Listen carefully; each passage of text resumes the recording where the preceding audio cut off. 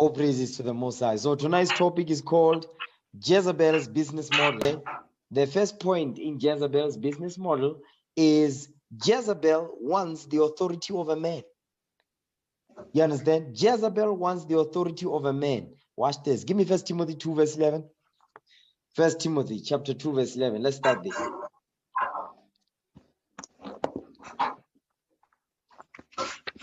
First Timothy chapter 2 verse 11. Go ahead. Let the woman learn in silence with all subjection. Read. But I suffer not a woman to teach, nor to usurp authority over the man, Come on. but to be in silence. So now read that again for me, verse 11. Okay, let me catch it. First Timothy chapter 2 verse 11.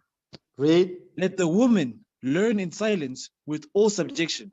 So now this is the Apostle Paul writing to Timothy. He says, let the woman learn in silence with all subjection. Not with some, but with all subjection. Next verse. Go ahead. But I suffer not a woman to teach. So the word suffer means allow. But he says, I allow not a woman to teach. You understand? Read. Nor to usurp authority over the man. Nor to usurp authority over the man. So when it says let the woman learn in silence with all subjection, it goes into what? The woman must not be teaching the man. Meaning what? Because she wants to usurp authority over the man. That's why it says she must learn in silence from who? The man. Not wanting to be in the man's face, in the man's position, wanting to make herself look like a man or equal to one. You understand? Read. But to be in silence. But to be in silence. So why is the Apostle Paul writing to Timothy about this thing? Because this was a problem. You understand? The Apostle Paul wrote this to Timothy because this was the problem in the church. Watch this. Give me that in 1 Timothy 1. This is the reason why the Apostle Paul wrote to Timothy about this thing.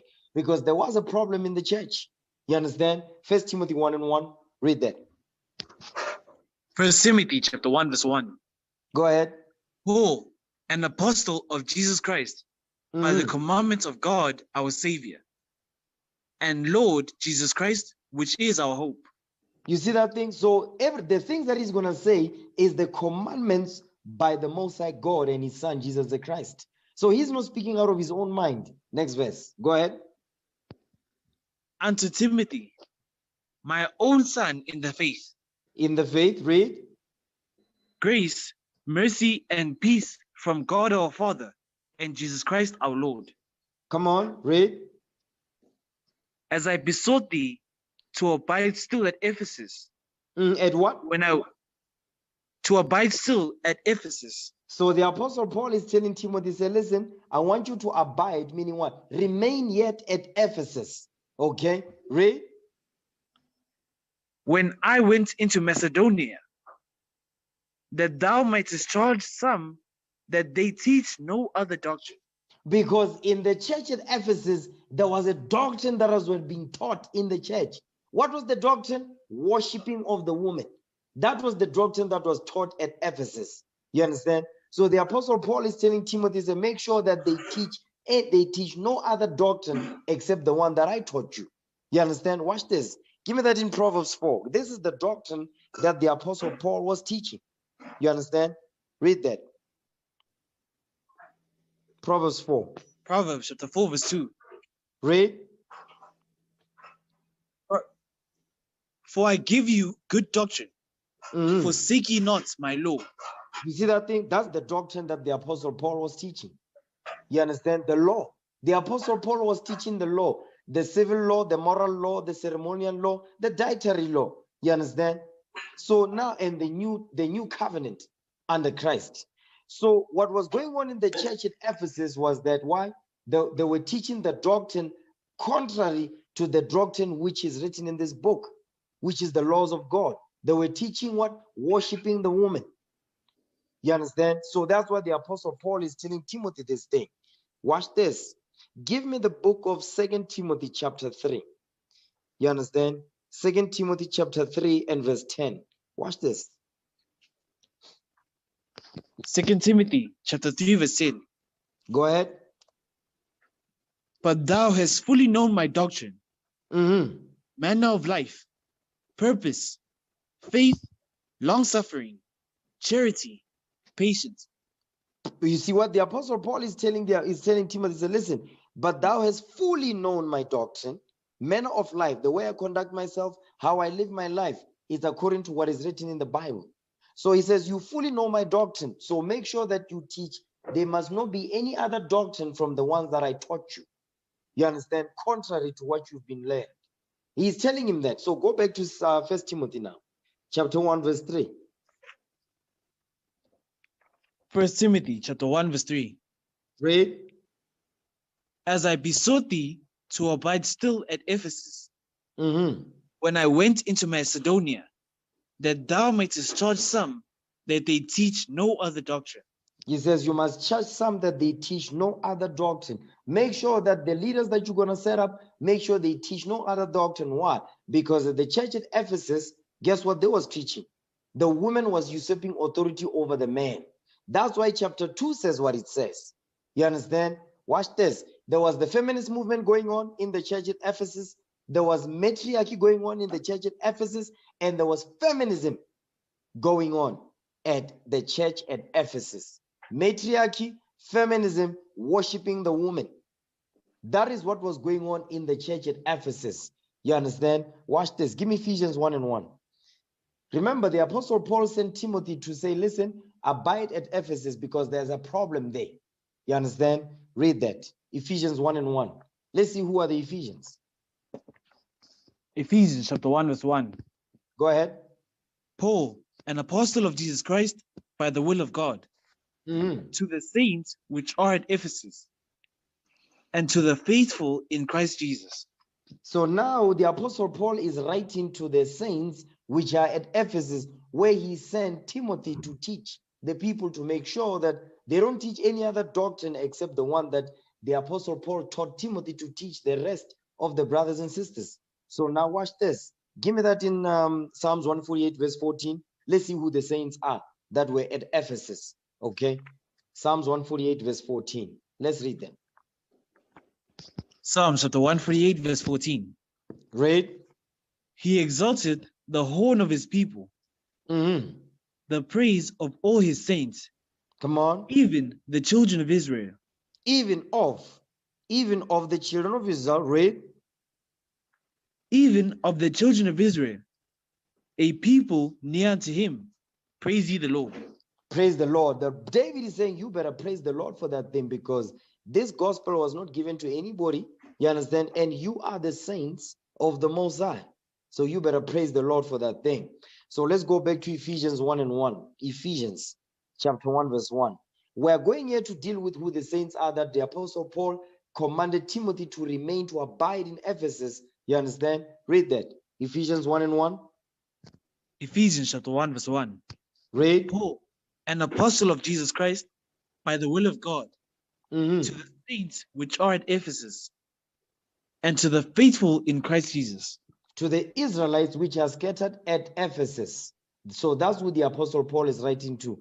And that's who Timothy was commanded to teach at Ephesus. The Israelites scattered over there. Now watch this. Give me the book of Acts chapter 19 verse 1. Acts 19 verse 1. That's why the Apostle Paul wrote to Timothy that no any other doctrine must be taught. So that's why in chapter 2 he says, let the women learn in silence with all subjection, because the women were disrespecting their husbands. The women was also usurping authority over their husbands. They were not submitting themselves to their husbands. They were being disrespectful and disobedient. They hated law and order and the divine order that the Lord has set up. They hated that thing. You understand? Now read that. Give me that in Acts 19 verse 1.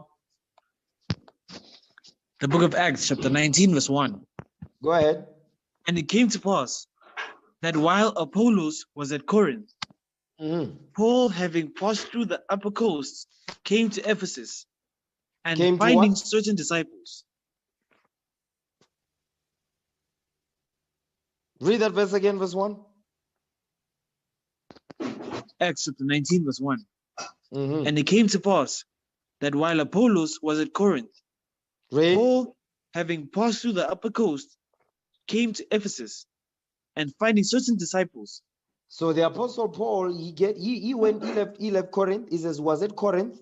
Apollos was at Corinth, but Paul passed Corinth. He went to what? He went to Ephesus.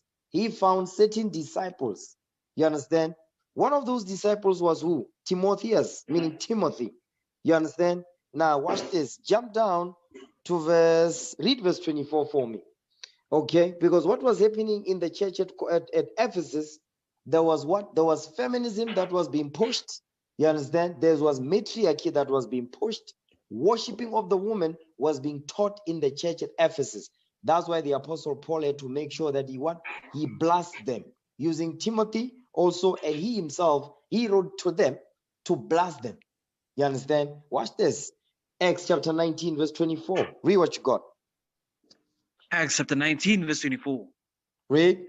For a certain man named Demetrius, a silversmith, which made silver shine no small gain unto the craftsmen. Okay, read verse 24 again. He was breaking up. Read verse 24 again. Acts chapter 19, verse 24.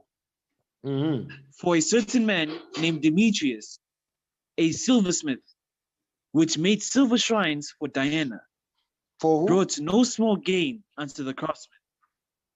For Diana. So now Demetrius was a silversmith. His job was to make shrines. You understand? Was to create shrines, these idols. You understand? For Diana. You understand? It says, brought no small gain unto the craftsmen, because they were making money creating shrines for Diana. You understand? The goddess of fertility. Okay, come on. Jump down to read verse 26 now. Verse 26. Moreover, ye see and hear that not alone at Ephesus, but almost throughout all Asia, this Paul hath persuaded and turned away much people, saying that they be no gods, which are made with hands. So what the Apostle Paul was teaching us, he was doing what? He was teaching the people the laws of God, that they must repent from worshiping idols. You understand? From worshiping idols and idols that was made by men. All type of idols, says stop worshiping that. And the idol that was worshipped in Ephesus was Diana of the Ephesians. You understand? The goddess of fertility, the queen of heaven, Semiramis. She was worshipped. So guess what? That was the problem in Ephesus. Worshipping the woman. That was the problem. Because there's a lot of our forefathers that repented, but there are those that did not. You understand? And those that repented, if you jump up to read verse 17. Okay? Acts chapter 19, verse 17. Read that. Acts chapter 19, verse 17. Read. And this was known to all the Jews and Greeks also, dwelling at Ephesus. And fear fell on them all. And the name of the Lord Jesus was magnified. So, because when the Apostle Paul taught that thou shalt not worship other gods before me, guess what they did? It says the Lord Jesus Christ, the gospel of Christ was magnified. So there are those that believed what the Apostle Paul was teaching. Go ahead. And many that believed came and confessed and showed their deeds. You see that? It says, and many that believed, they came to hear the word and confessed. They confessed their sins and showed their deeds. Go ahead. Meaning what? The evil deeds that they was doing. Because the Apostle Paul was teaching them the law. He was teaching them to repent. Read. Many of them also, which use curious arts. Meaning witchcraft. Curious arts is witchcraft. Read. Brought their books together. Big books about, hold on. When it says curious arts brought their books together, books about witchcraft books. Read. Brought their books together and burned them before all men. And they counted the price of them and found it 50,000 pieces of silver. So what they did was that they had to burn all their books. You understand? They burned all their books. Because remember, they were also selling them books. to the people that was interested in black magic. Okay, so the Apostle Paul, what he was doing is what he was spoiling their fun. He was shutting down all manner of evil that was going on pertaining to idolatry, particularly which type of idolatry. Who was they worshiping? Diana. They were worshiping the woman. You understand? Jump down to verse 26 again. Read. Acts chapter 19, verse 26. Come on. Moreover, ye see and hear that not alone at Ephesus, but almost throughout all Asia, this Paul hath persuaded and turned away much people, saying that they be no gods which are made with hands. So now Demetrius is saying, listen, this guy is messing up with our business, because it's not only at Ephesus that the Apostle Paul is teaching this, but it says throughout all Asia Minor. So all those islands, you know, those colonies that those Greek colonies where our forefathers were scattered in, guess what the Apostle Paul was doing? He was traveling through different Greek provinces, you understand, those colonies, to teach the gospel of Christ. You understand? Iconium, Lystra, you understand? Galatia, okay? Pergamos, you understand? Laodicea, okay? Pisidia. He was going to those different places, those different Greek colonies, to teach our people the laws. Because guess what? They also was into idolatry. Okay? Keep reading. Verse 27. Read. So that not only this our craft is in danger to be set at naught. Because guess what? Hold on. When they were traveling to all these different places, the Apostle Paul and those brothers that were helping him, guess what? They would travel by boat.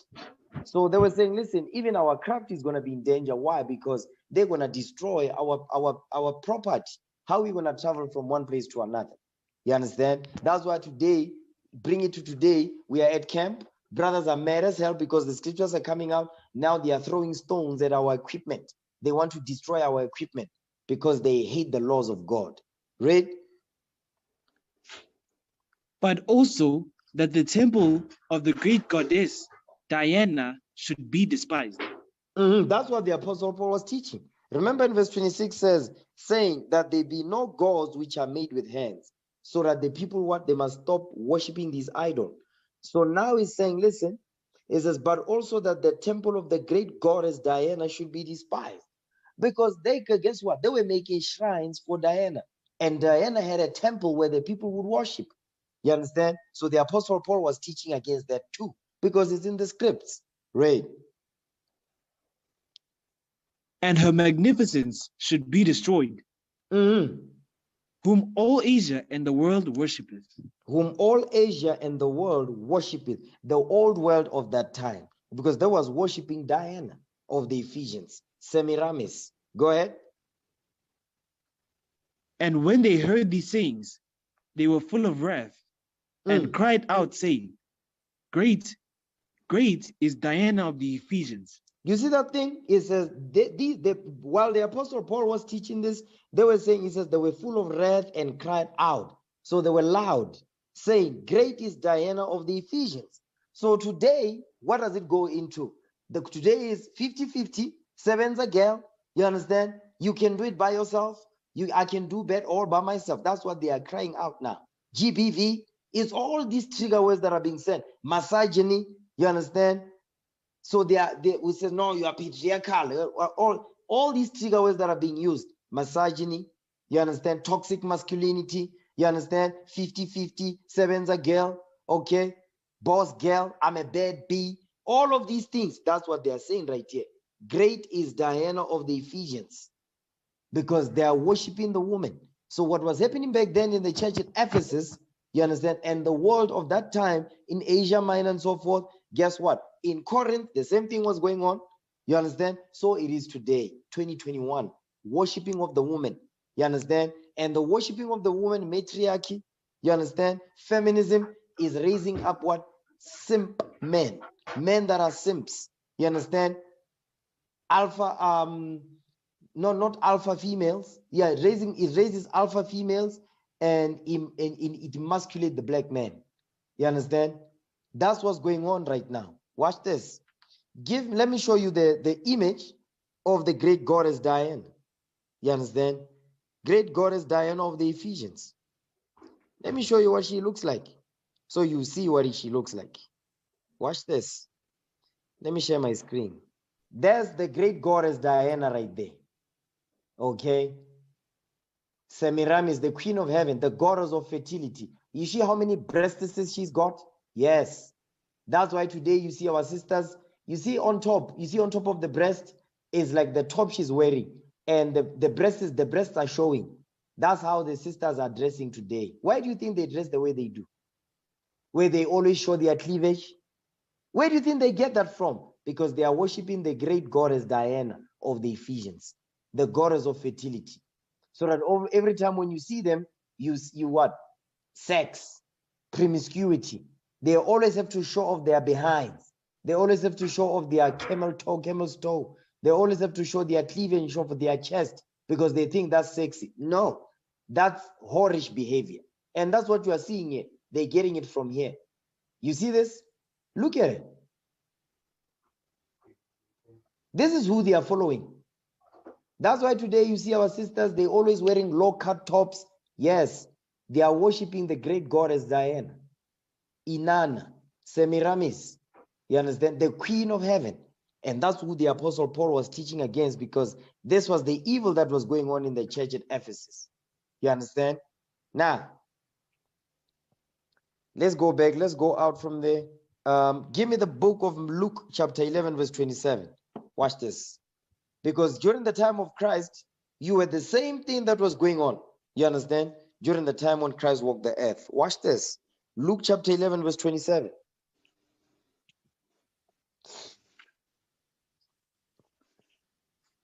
Luke chapter 11 verse 27. Read. And it came to pass, as he spake these things, a certain woman of the company lifted up her voice and said unto them, Blessed is the womb that bare thee, Come on. and the paps which thou hast sucked. You see what this woman is saying to Christ? This woman is saying to Christ, it said, listen, hold on, wait. It says, and said unto him, Blessed is the womb that bare thee, and the paps which thou hast sucked. You see what's going on here? This woman is teaching Christ to say, listen, you must worship the woman. You must worship the box. Yes, worship the vagina. Because he's saying, blessed is the womb that bare thee. You see that? And the paps which thou hast sucked, meaning the breastises. Meaning worship the breast, worship the coochie and my cleavage. That's what this black ashy demon is saying to Christ. Watch the next verse. Go ahead. Verse 28.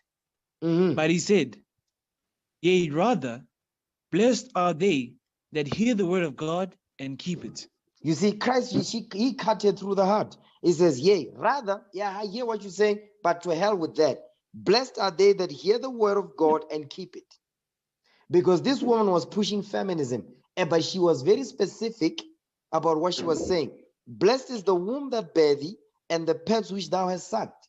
So she was teaching him to worship who? Semiramis, the queen of heaven.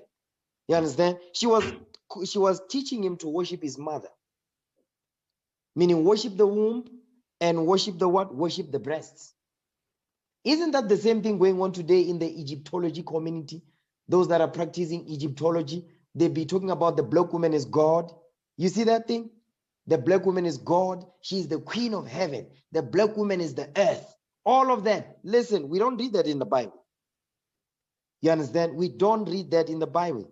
And that's what this woman was trying to do. So let's go back to great goddess of, Diana of the Ephesians. Because what this woman is saying is the same thing we just read, we just saw here. Okay, look at this. This is what this woman was saying to Christ. Meaning what? Worship this woman, the great goddess of Diana. You see, she's got all these breasts. Everything is showing. She's promiscuous. That's what this woman was telling Christ to do. But Christ, he taught us how to respond to such garbage. He says, blessed are they that hear the word of God and keep it. You understand? But what she was doing, she was trying to teach Christ, which she's not supposed to do that. She was usurping authority over the man. That's what she was doing. Okay, let me X out of that. You understand? Watch this. Now let's go back to Timothy now. Give me 1 Timothy 2 verse 11. Let's go back there. Because the Apostle Paul, he was explaining this to Timothy because in chapter 1, there was a problem in Ephesus. Okay, read that. 1 Timothy 2 verse 11 again. 1 Timothy chapter 2 verse 11. Read. Let the woman learn in silence with all subjection.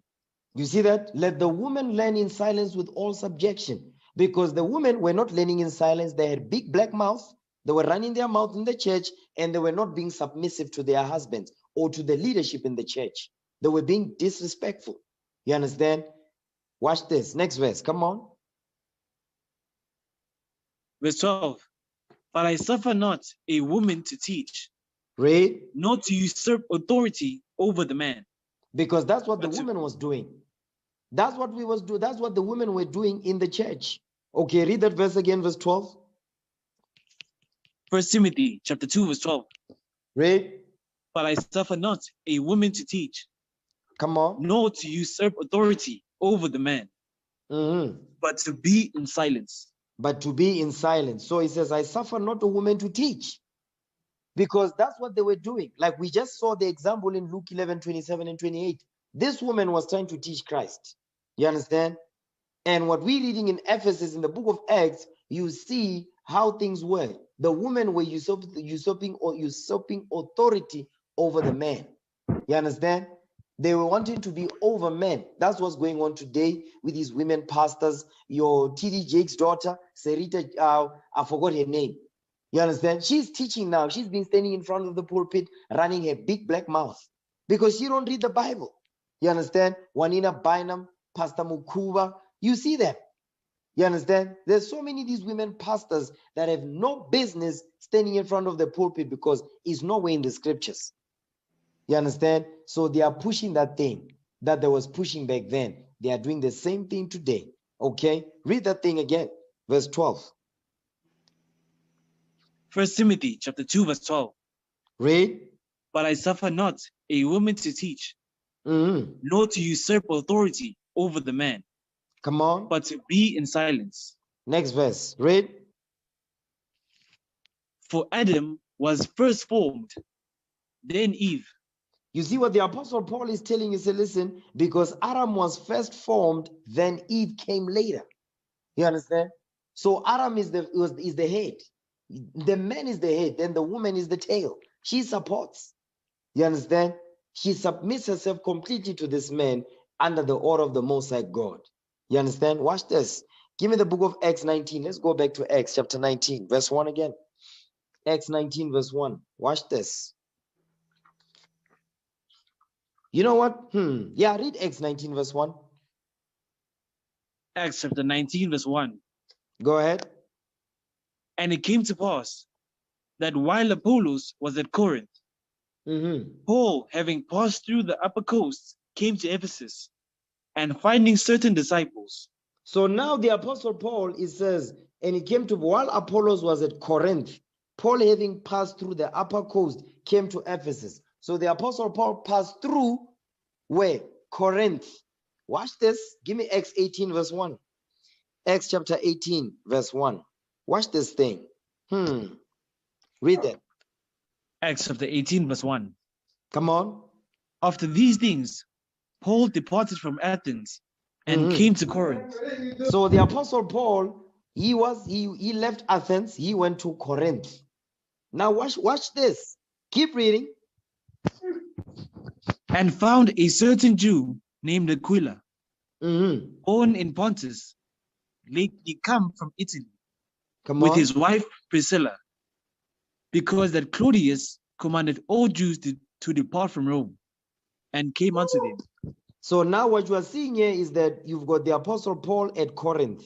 He says he found a certain Jew named Aquila with his wife Priscilla. Now read verse 4. Watch this. Verse 4. And he reasoned in the synagogue every Sabbath, and persuaded the Jews and Greeks. So now the Apostle Paul is at Corinth. There are Jews at Corinth. You understand? And he went into the synagogue of the Jews at Corinth to do what? to persuade them, to teach them about Christ. Now watch this. Read verse 8 now. Come on. Verse 8. And Crispus, the chief ruler of the synagogue. So this was the leader. He was the leader at Ephesus, in the synagogues at Corinth. Excuse me. Crispus was the chief ruler of the synagogues at Corinth. Okay, come on. Verse 8 again. On the Lord. Read verse 8 again. 18 verse 8. Read. And Crispus, the chief ruler of the synagogue, believed on the Lord with all his house. And many of the Corinthians, hearing, believed and were baptized. You see that thing is as many of the Corinthians hearing, believed and were baptized. You see in verse 4, it says he went into the synagogue of the Jews. In chapter 2 says a certain Jew named Aquila with his wife Priscilla. Verse 8 is calling them the Corinthians because they dwelled at Corinth. You see that thing? Now watch this. Now give me 1 Corinthians, okay? Give me 1 Corinthians chapter 14. Because there was a problem at Corinth. That's why the apostle Paul passed there. What was the problem at Corinth? 1 Corinthians chapter 14, verse 33. This was the problem. Okay, watch this.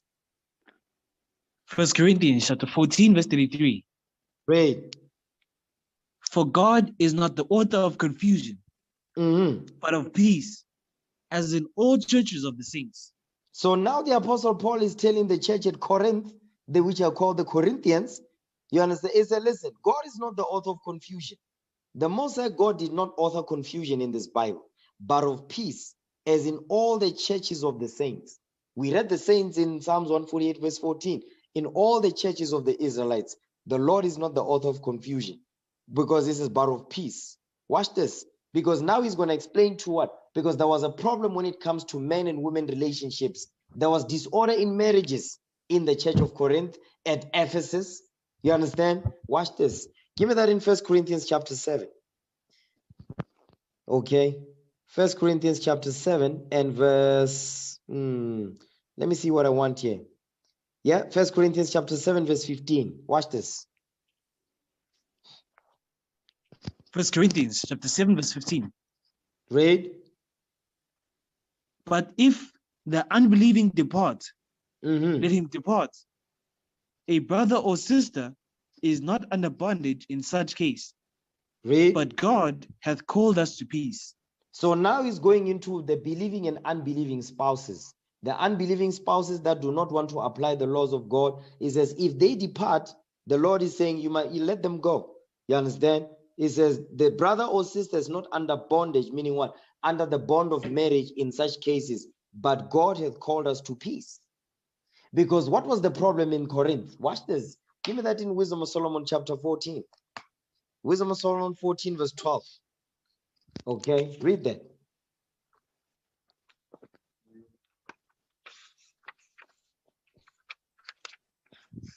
Wisdom of Solomon chapter 14 verse 12. Read. For the devising of idols was the beginning of spiritual fornication, and the invention of them the corruption of life. You see that thing? The devising of idols was the beginning of spiritual fornication, and the invention of these idols was the corruption of life. What life was corrupted? Read verse 24. Okay, Wisdom of Solomon 14:24. Watch this. Come on. Wisdom of Solomon chapter 14 verse 24. Come on. They kept neither lives nor marriages any longer undefiled. You see, that was the problem. Because idolatry, who was the idol in these marriages that we're reading about in the book of 1 Corinthians at Ephesus? What was the problem in the marriages? The woman was being worshipped. You understand? Idolatry, spiritual fornication. There was worshiping the woman. That's why it says they kept neither lives nor marriages any longer undefiled. Because when idolatry enters in, guess what? The marriage is in disarray. You understand? Idolatry, defiling of souls, the corruption of the mind. Okay, come on. But either one slew another traitorously, or grieved him by adultery. You see that thing? Idolatry, spiritual fornication. It says, but either one slew another traitorously, meaning what? There was deception, there was backstabbing, you couldn't trust nobody, you couldn't trust your wife because there was worshiping of the woman. You understand? Watch this. Or grieved him by adultery, spiritual fornication. You understand? Watch this. Keep going. So that there reigned in all men without exception blood, manslaughter, theft, dissimulation, and dissimulation, corruption, unfaithfulness, tumults, perjury. So they were breaking the commandments of the Most High God because the marriage was no longer the marriage was no longer clean. The marriage was defiled. It was no longer undefiled. It was defiled. It was no longer honorable, like we read about in Hebrews 13 verse 4. The marriage was no longer honorable because idolatry entered in, the worshiping of the woman.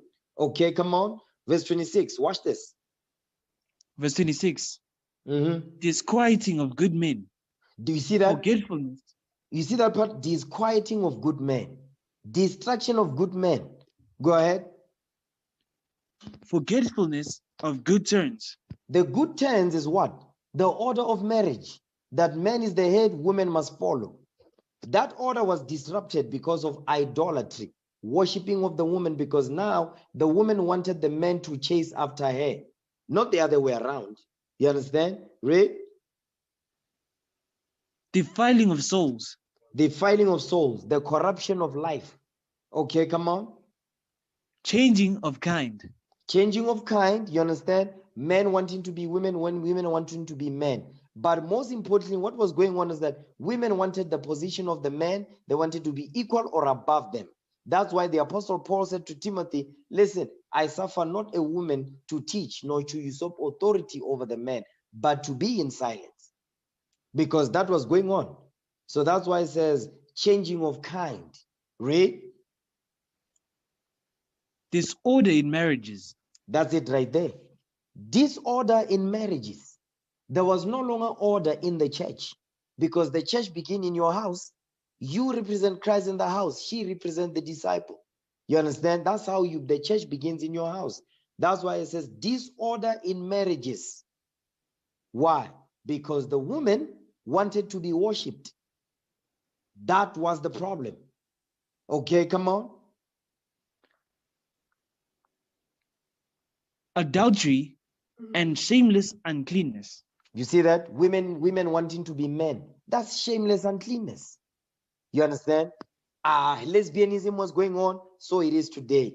Feminism was going on, so it is today. Matriarchy was going on, so it is today. Worshipping of the woman was going on, so it is today. Toxic masculinity, they hated the man. You understand? And they hated the man, the order that the man represents. They hated the position that God put the man in. So it is today. You see it in the camp too. Don't get it twisted. Because a lot of the times you might think we're talking about the sisters in the world. We're also talking about the sisters in the camp. There's some Jezebel'S online. Understand that. Watch this. Now let's go back to 1 Corinthians. Okay. 1 Corinthians chapter 14. 1 Corinthians chapter 14 and verse 33. Read that thing for me again. 1 Corinthians chapter 14 verse 33. Read. For God is not the author of confusion, but of peace, as Read. in all churches of the saints. You see that? The Most High God is not the author of confusion. Because the reason why the Lord is saying what he's saying, because he's going to explain to you why the Apostle Paul is using the word confusion. Watch the next verse. Because remember what we read in Wisdom of Solomon. It says disorder in marriages. That means confusion in the marriage. The woman, she did not want to submit herself to the role that God gave her. Next verse. Come on. Let your women keep silence in the churches. Hold on a second. Isn't this the same thing that the Apostle Paul told Timothy? That's the same thing that's the evil that was going on at Ephesus. Because the women did not want to keep silence in the church. They also say, I also want to have a voice. I want to have an opinion. You know, I also have a right. I have rights. You understand? So they're using democratic system in the church. There's no democracy in this Bible. The Bible is not the book of democracy. It's the book of law and order and judgment. You understand? So that's what they was trying to do. We also want to have a voice. We want to say something. You know, I got something to say. Yeah, I don't agree with that. You see that? That is what was going on at Ephesus. That was what is going on. That's what's going on here in the church of Corinth. You understand? Read again. Verse 34. Come on. 1 Corinthians chapter 14, verse 34. Come on. Let your women keep silence in the churches, for it is not permitted unto them. Come on. For it is not permitted unto them to speak. Read. But they are commanded to be under obedience, as also said the law. You see that part right there? It says, because it is not permitted unto them to speak, but they are commanded to be under obedience, as also said the law. So what you want to notice here, the Apostle Paul in verse 33, he's saying, listen, God is not the author of confusion. Then the next verse it says, let your women keep silence in the churches. Because who brings confusion in the church is mainly who? The women. Who brings confusion in the marriage is mainly the woman, because philosophies, mainly they come through who? The women. Because that's the philosophies, the destruction of the first marriage in Genesis of Adam and Eve, the evil came through who? Eve. She brought philosophies to Adam. You understand? And she brought confusion to Adam, because now she started to teach Adam instead of the other way around. Usurping authority over the man again. So that's what's going on today. Sisters with long dresses and fringes on, but inwardly they are what? They are men. Spiritually, they behave like men. They want the same powers that God gave to the men. You understand? They have that imaginary penis in their head. You see that thing? That's what's going on. They are manly women. Manly women. Read that again, verse 34. 1 Corinthians chapter 14, verse 34. Let your women keep silence in the churches. Read. For it is not permitted unto them to speak. Come on. But they are commanded to be under obedience, as also saith the law. It says, but they are commanded to be under obedience, as also saith the law. Let's go to Genesis 3:16. I really like that thing. They are commanded to be under obedience, as also saith the law. You notice the Apostle Paul keep reminding us of what happened in the past. He says, don't forget. But the black man will always be forgetting. Don't forget, brothers. You understand? Genesis 3 verse 16. Read that. Genesis chapter 3 verse 16. Read. Unto the woman he said, I will greatly multiply thy sorrow and thy conception. In sorrow thou shalt bring forth children, and thy desire shall be to thy husband. Come on. And he shall rule over thee. You see what the Bible is saying? It says the Most High God is now is commanding the woman. Is that, listen, I'm going to greatly multiply thy sorrow and thy conception. So your sorrow and your conception, that goes into what? Your child labor pains, your menstrual periods every month. You understand? It says the Lord says, I'm going to greatly multiply them. Your sorrow in terms of your menstrual cycles, and your conception, child labor pains.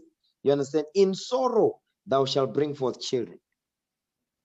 You understand? And thy desire shall be to thy husband, and he, your husband, shall rule over thee in all things, in everything. You understand? Subject, in all subjection. Guess what? Your desire to what? To learn. Your desire, if you want to have sex, you must go to your husband for that.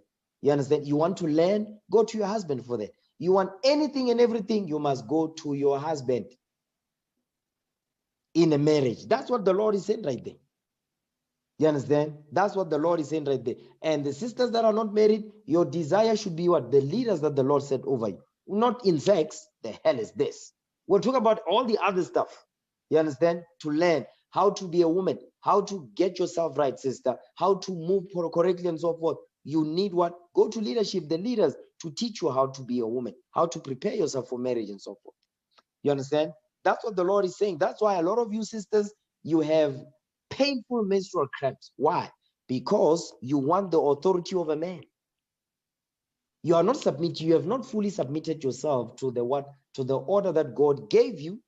You understand? To play your role. Know your role. Stay in your lane. That's why there's disorder in marriages now. Why? Because women don't want to stay in their lane. The role that God gave them. That's a command. You understand? Watch this. Give me that in Timothy real quick. Okay? Give me that in 1 Timothy.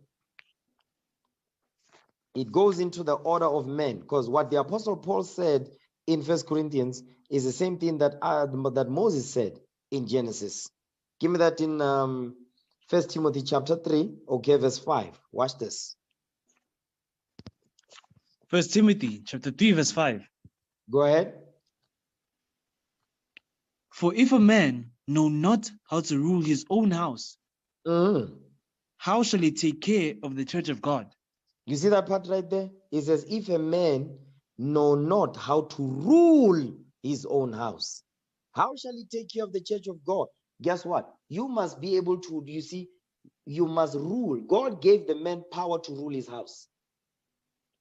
God gave the man power to rule his house. That means he has the last word.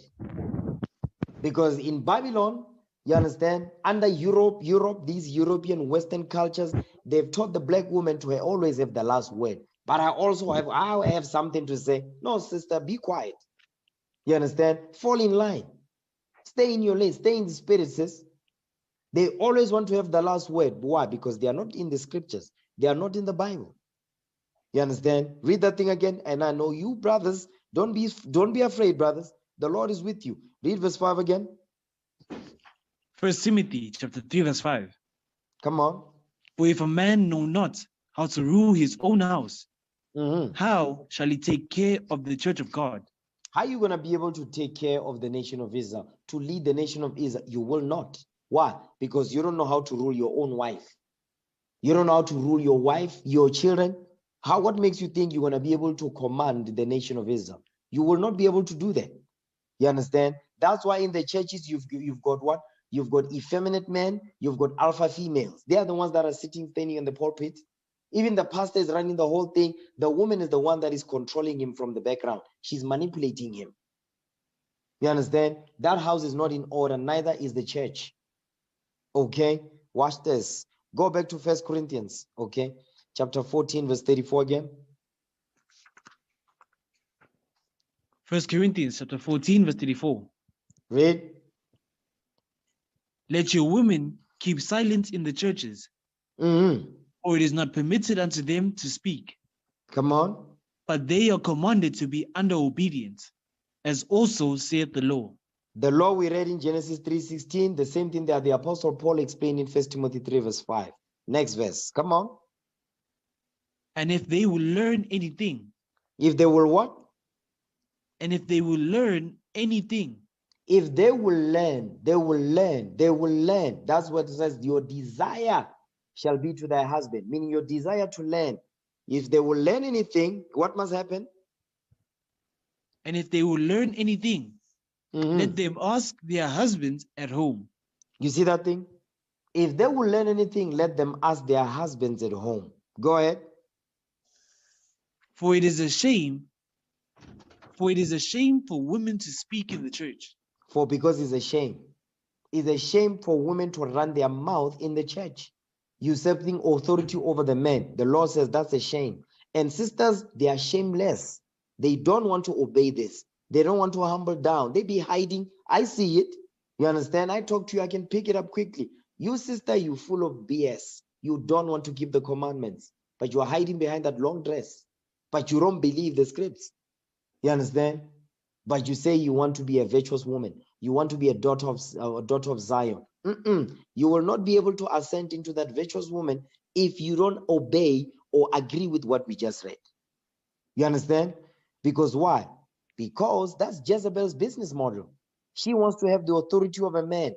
But you remember what he says? He says, if they will learn anything, their desire to learn, he says, let them ask their husbands at home. Watch this. Let me show you what happened. Give me Jeremiah 31:22. Jeremiah chapter 31, verse 22. Watch this. Jeremiah chapter 31, verse 22. Go ahead. How long wilt thou go about, O thou backsliding daughter? Read. For the Lord hath created a new thing in the earth. A woman shall compass a man. But what you want to notice about this verse is it says, how long wilt thou go?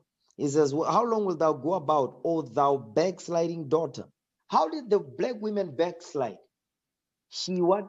She changed her role. She rejected the role that God gave her. She said, I want to be equal or above this man. That's how you decided to backslide. But guess what? Today, that thing is glorified. 50-50, I'm a bad B, I'm a boss, I'm a this. That's because you have backslide. You are backsliding.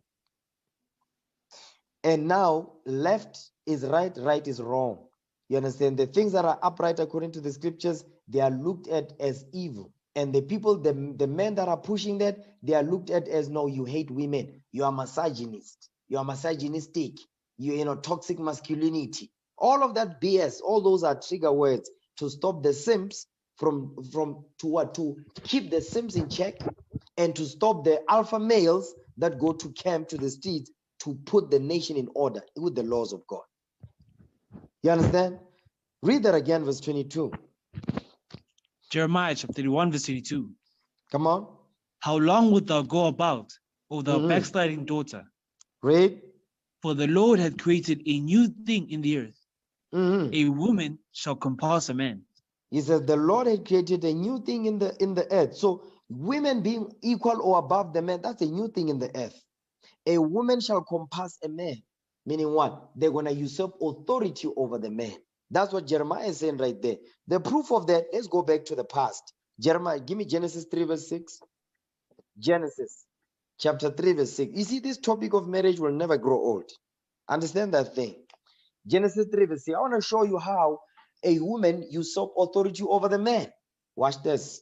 Genesis 3 verse 6. Genesis chapter 3 verse 6. Come on. And when the woman saw that the tree was good for food, and that it was pleasant to the eyes, read, and a tree to be desired to make one wise. Come on. She took of the fruit thereof and did eat, and gave also unto her husband with her, and he did eat. Now that's the key right there. It says, and what? And gave also unto her husband, and he did eat.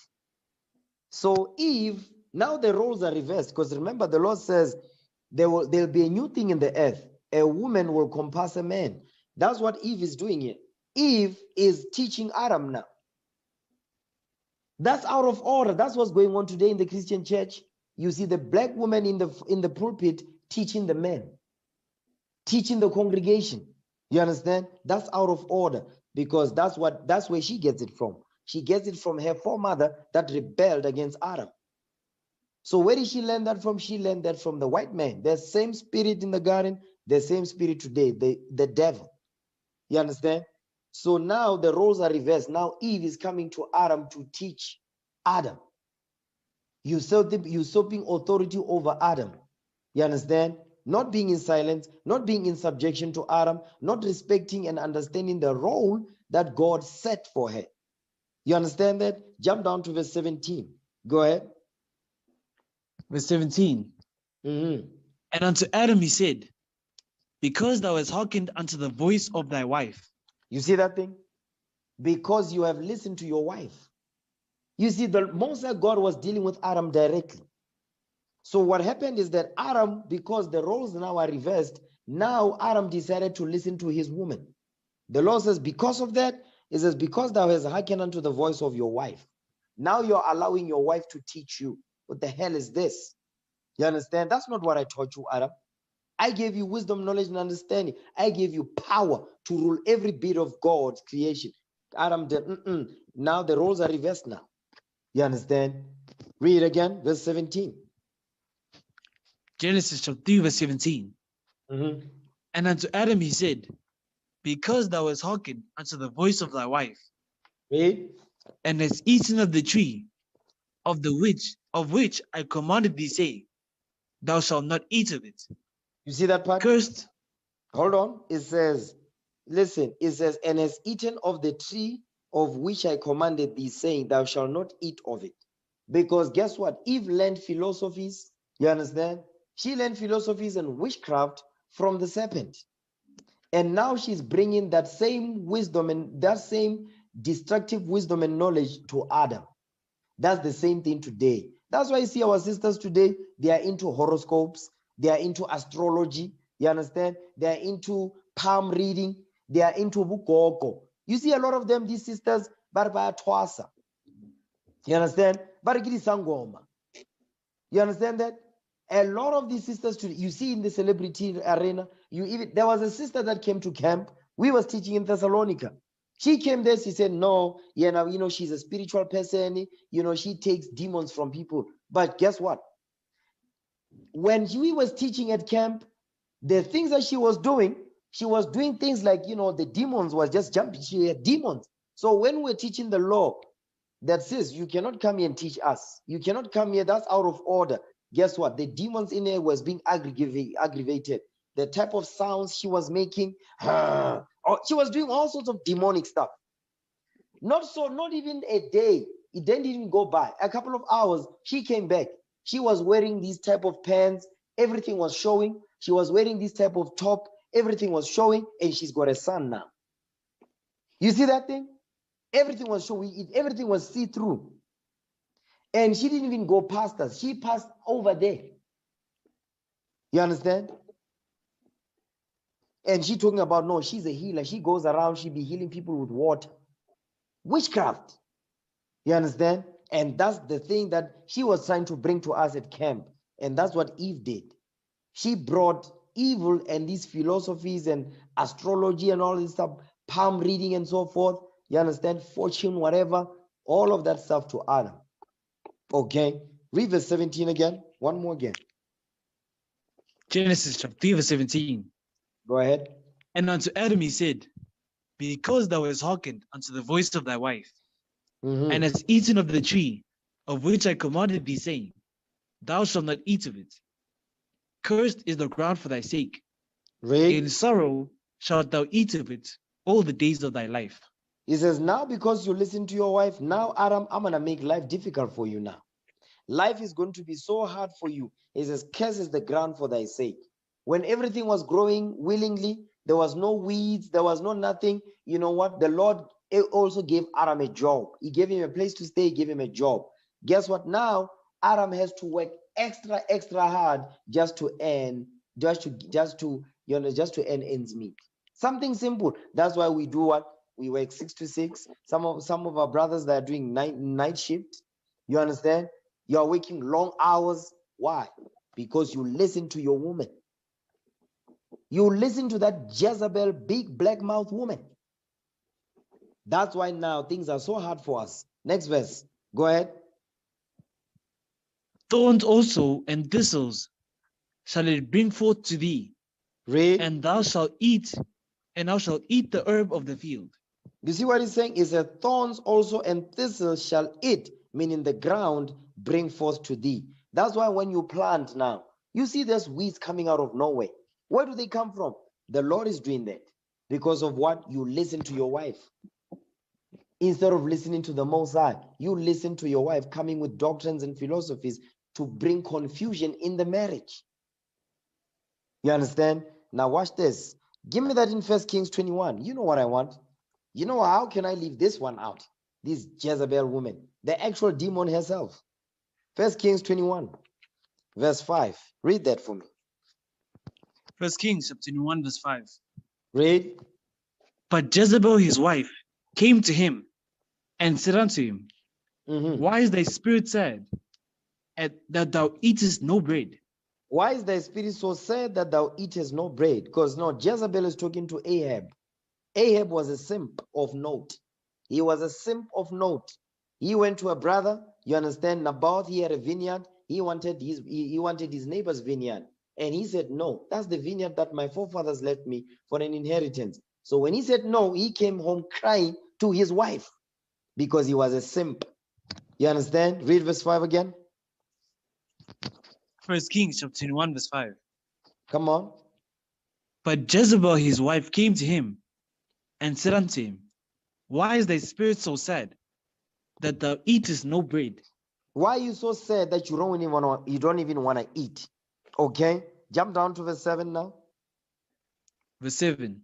And Jezebel his wife said unto him, dost thou now govern the kingdom of Israel? Don't you rule aren't you the king? You the grand poobah, aren't you the king of Israel? You understand? Northern kingdom. Read on. Arise and eat bread, and let thine hearts be merry. Go ahead. I will give thee the vineyard of Naboth the Jezreelite. It says, I will give thee the vineyard of Naboth the Jezreelite. So you notice here, like Ahab is behaving like a child. You understand? He is a childish man. He's a man-child. Because it says, arise and eat bread. Because he didn't want to eat bread. You understand? He was upset so much so that he doesn't want to eat. So now, Jezebel, his wife, which is his mother, really, you know, he's a wife, but he's really acting like his mother. She's saying, listen, you ever seen those parents that their kids don't want to eat, and the parent, the mothers, the single parent households, the mother will be saying, come little no, here no, you no. Listen, that's what's going on. That's what's happening here. You understand? Jezebel is actually, doing that to her husband, Ahab, the king of Israel. You understand? Then it says, you so arise and eat bread and let thine heart be merry. Oh, no. Are you happy now? You see, that's a big boy. You see, that's a big smile now. No. That's what's going on here. You understand? Read. It says, I will give thee the vineyard of Naboth the Jezreelite. You see, Jezebels, they love the authority of a man. That's one of Jezebel's business model. They want the authority of a man. You understand? Now, keep reading. Verse 8. Watch this. Verse 8. So she wrote letters in Ahab's name. Come on. And sealed them with his seal. You see that part right there? Hold on. She wrote letters in Ahab's name. She likes to name drop. You understand? You be sisters be talking to other sisters or other brothers. No, leadership said this. Listen, don't be using my name in vain. The hell is this? That's what Jezebel was doing. Is that she wrote letters in Ahab's name. If I did not give you the command, don't come here and say, no, leadership said this. I don't want to hear that. It says, so she wrote letters in Ahab's name and sealed them with his seal. Why did she have to do that? Because she wanted to make it look that leadership is the one that's saying, do this, when it's really her that want that thing done. You see that thing? That's what Jezebel was doing. She likes to name drop. You understand? Because she likes power and position and fame and authority. Okay, go ahead. And sent the letters unto the elders and to the nobles that were in his city, dwelling with Naboth. You see that? It says, and send the letters unto the it says what? And send the letters unto the elders and to the nobles that were in his city dwelling with Naboth, meaning the people that were dwelling with Naboth. Why? Because she wanted Naboth to hear this, that this thing is going on, because you did not want to give us your vineyard for money. You see that thing? That's the thing right there. Okay, now watch this. Read the next verse. Yeah, I don't want to say nothing. Read verse 9. Okay, let me not do that. Let me not say nothing. Read verse 9 for me. Yeah. Come on. 1 Kings chapter 21, verse 9. Read. And she wrote in the letters saying, proclaim a fast. Proclaim a fast. No, you see what she's saying? Meaning what? She appears righteous. Jezebel appears righteous. You see that thing? Long dresses, they be putting the head wrap on and so forth and all, but inwardly, they are full of deceit. That's Jezebel right there. You understand? Read verse 9 again. 1 Kings chapter 21, verse 9. Go ahead. And she wrote in the letters saying, proclaim a fast. Go ahead. And set Naboth on high among the people. Meaning what? Make Naboth look bad among the people. That's why it says they sent letters to the elders and nobles that were in his city, in Naboth's city, dwelling with Naboth. So that they set Naboth on high among the people, meaning what? They are setting him up. They are setting Naboth up. They are setting this brother up. You understand? Read verse 10. Come on. Verse 10. And said 2 men sons of Belial, of the before devil, him, sons of Belial, the devil. Read on. to bear witness against him, saying, You see that thing? These are false witnesses now. Remember, these are simps. Jezebel always has followers, simps walking around here, She likes that. You understand? Read. saying, Thou didst blaspheme God and the king, Mm-hmm. and then carry him out and stone him that he may die. You see that thing? You see, Jezebel is dangerous also. Jezebel is dangerous. Jezebel will hire hitmen to kill you. Because that's what happened during the time of Elijah. You understand? She wanted to do that to Elijah, Jezebel. But what I'm trying to show you is that Jezebel likes the authority of the man. She likes that thing. You understand? If she don't get it, she will twitch like a robot. She will rebel in any way she can. Any instruction that you give Jezebel, she will rebel. And that rebellion is very subtle. It takes the man of the Lord that is in this Bible to see that's Jezebel right there. Jezebel is hiding behind this thing. She's hiding right there. You give her this instruction, she'll give you that excuse. You give her this particular instruction, she'll give you that excuse. What is she's telling you? I'm Jezebel, but I'm gonna hide behind my excuses, and the excuses they make it sound so nice. Jezebel in hiding. So you really have to listen to what they say to be able to sift Jezebel out. Because if you sift Jezebel out, guess what? She got you. She got her eye on you. And it's not the good eye, it's an evil eye. From that day on, you better understand, she got an evil eye towards you. You see, Jezebel, they are very disrespectful, but they do it in a subtle way. They hate instruction. They hate to follow command. They hate to submit. You understand? They will twitch like a robot. Listen, until the sun go, listen. They don't want to hear nothing, but they do it in a subtle way. And if you are stubborn enough to sit on them, guess what? You are creating an enemy out of Jezebel. I'm telling you now. I need you brothers to understand. Me, I know I'm already on the hit list. I don't give a damn about that. You understand? Watch this. Give me that in John 4, verse 39. John 4, verse 39. Watch this thing. This is the Samaritan woman. After she spoke with Christ, now she went back to the people of Samaria to explain to them what had happened, the conversation that took place when she was speaking with the Messiah. Watch this. Give me that in John 4:39. I'm going to show you our forefathers. Yes, they were in Northern Kingdom, but they had the Spirit of the Lord on them. You understand? Watch this. There's things that they were able to pick up in the Spirit. John 4, verse 39. Read what you got. John chapter 4, verse 39. Come on.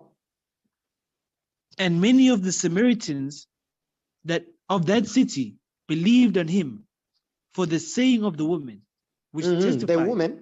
The woman, this is the Samaritan woman. Okay, come on. Which testified, he told me all that ever I did. So now she's telling them what Christ said to her. Okay, watch this. Next verse. Read on. So when the Samaritans were come unto him, they besought him that he would tarry with them. And he abode there 2 days.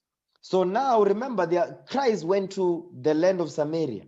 You understand? That's why he went over there first. And the first person he encountered was the Samaritan woman. And he went into Galilee, you understand, to teach. Now, what you are seeing here says, the people of Samaria, they spoke to the Samaritan woman first. Then after that, guess what? They saw Christ. You understand? And he was teaching them the gospel. Watch the next verse. Go ahead.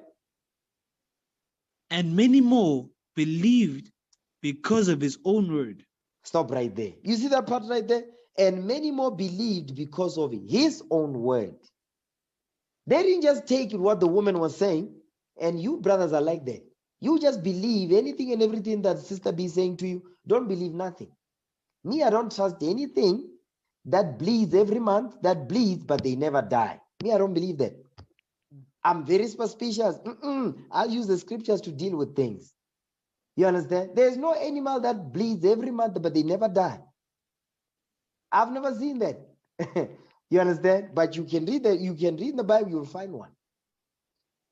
I'm just going to leave it there. Read verse 41 again. Read what you got. Come on. John I know chapter already, 4. like now, they are just saying these big black nigger right here. Okay, that's okay. I love you, sisters. You know, it's all out of love. Read verse 41 again. Come on. John chapter 4, verse 41. Read. And many more believed because of his own word. Many more believe, meaning the Samaritans believed because of his own word. Who's the his? Christ. Next verse. Come on. And said unto the woman, Now we believe, No, not because of thy saying. You see that part right there? It says, now we believe, not because of thy saying. We don't believe because you saying it. We not believe because you are saying it. Watch the next. Come on. Next part of that verse. For we have heard him ourselves. You see that thing? For we have heard him ourselves. That's why verse 41 says, and many more believe because of his own word. He says, because for we have heard him ourselves. We heard him ourselves, not because of what you said, but because we heard him say out of his own mouth. Read. And know that this is indeed the Christ, the Savior of the world. The Savior of the 12 tribes of Israel. You see that part, right? So they even in their wickedness, because they were in idolatry and so forth, guess what? But they even in their they still understood the order of the household.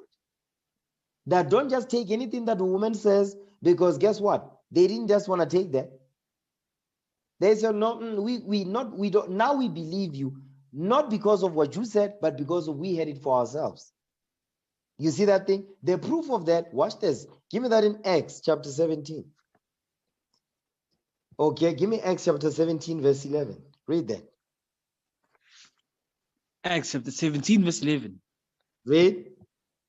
These were more noble than those in Thessalonica, in that they received the word with all readiness of mind.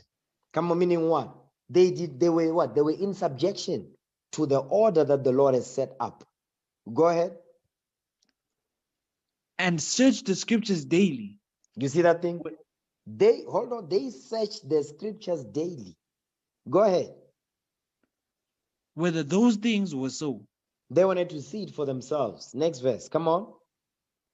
Therefore, many of them believed. Also of honorable women, which were Greeks, and of men not a few. You see that thing? It says, therefore many of them believed, also of honorable women, which were Greeks. Meaning what? They grew up in Greek customs. You understand? They identified themselves as Greeks, but they were Israelites. It says, and of men not a few. But the key I want to show you is that it says also of honorable women. What made these women honorable? One of the things that made these women honorable is because they understood their order and their role. You understand? They did not usurp authority over the men. That's why it says they were honorable women. One of the things that make women honorable is what? Marriage. Because now you are not a headless chicken. Because a lot of these sisters out in the world, they are headless chicken because they have not hedge over. They don't have a hedge over them. You ever seen a headless chicken? They just go everywhere, haphazard. There's no order, there's no structure. Everything is a mess. You understand? And they hide behind the degrees. They hide behind the job. They hide behind the big pays. They hide behind their looks and so forth. But they are still a headless chicken. You understand? They are still a headless chicken. So guess what? What brings honor to that sister is marriage, is a hedge. Whether it be a father, whether it be an uncle, be a man of the Lord that knows the scriptures, or the husband. You understand? Because that's how you become that's how you become an honorable woman, not that headless chicken that is loose. You understand? Watch this. Give me Jeremiah 44, verse 15. I'm still dealing with one of the characteristics of the first characteristics of Jezebel's business model is that she loves the authority of a man. Okay. Jeremiah 44, verse 15. Read that. Jeremiah chapter 44, verse 15. Go ahead. Then all the men which knew that their wives had burned incense unto other gods.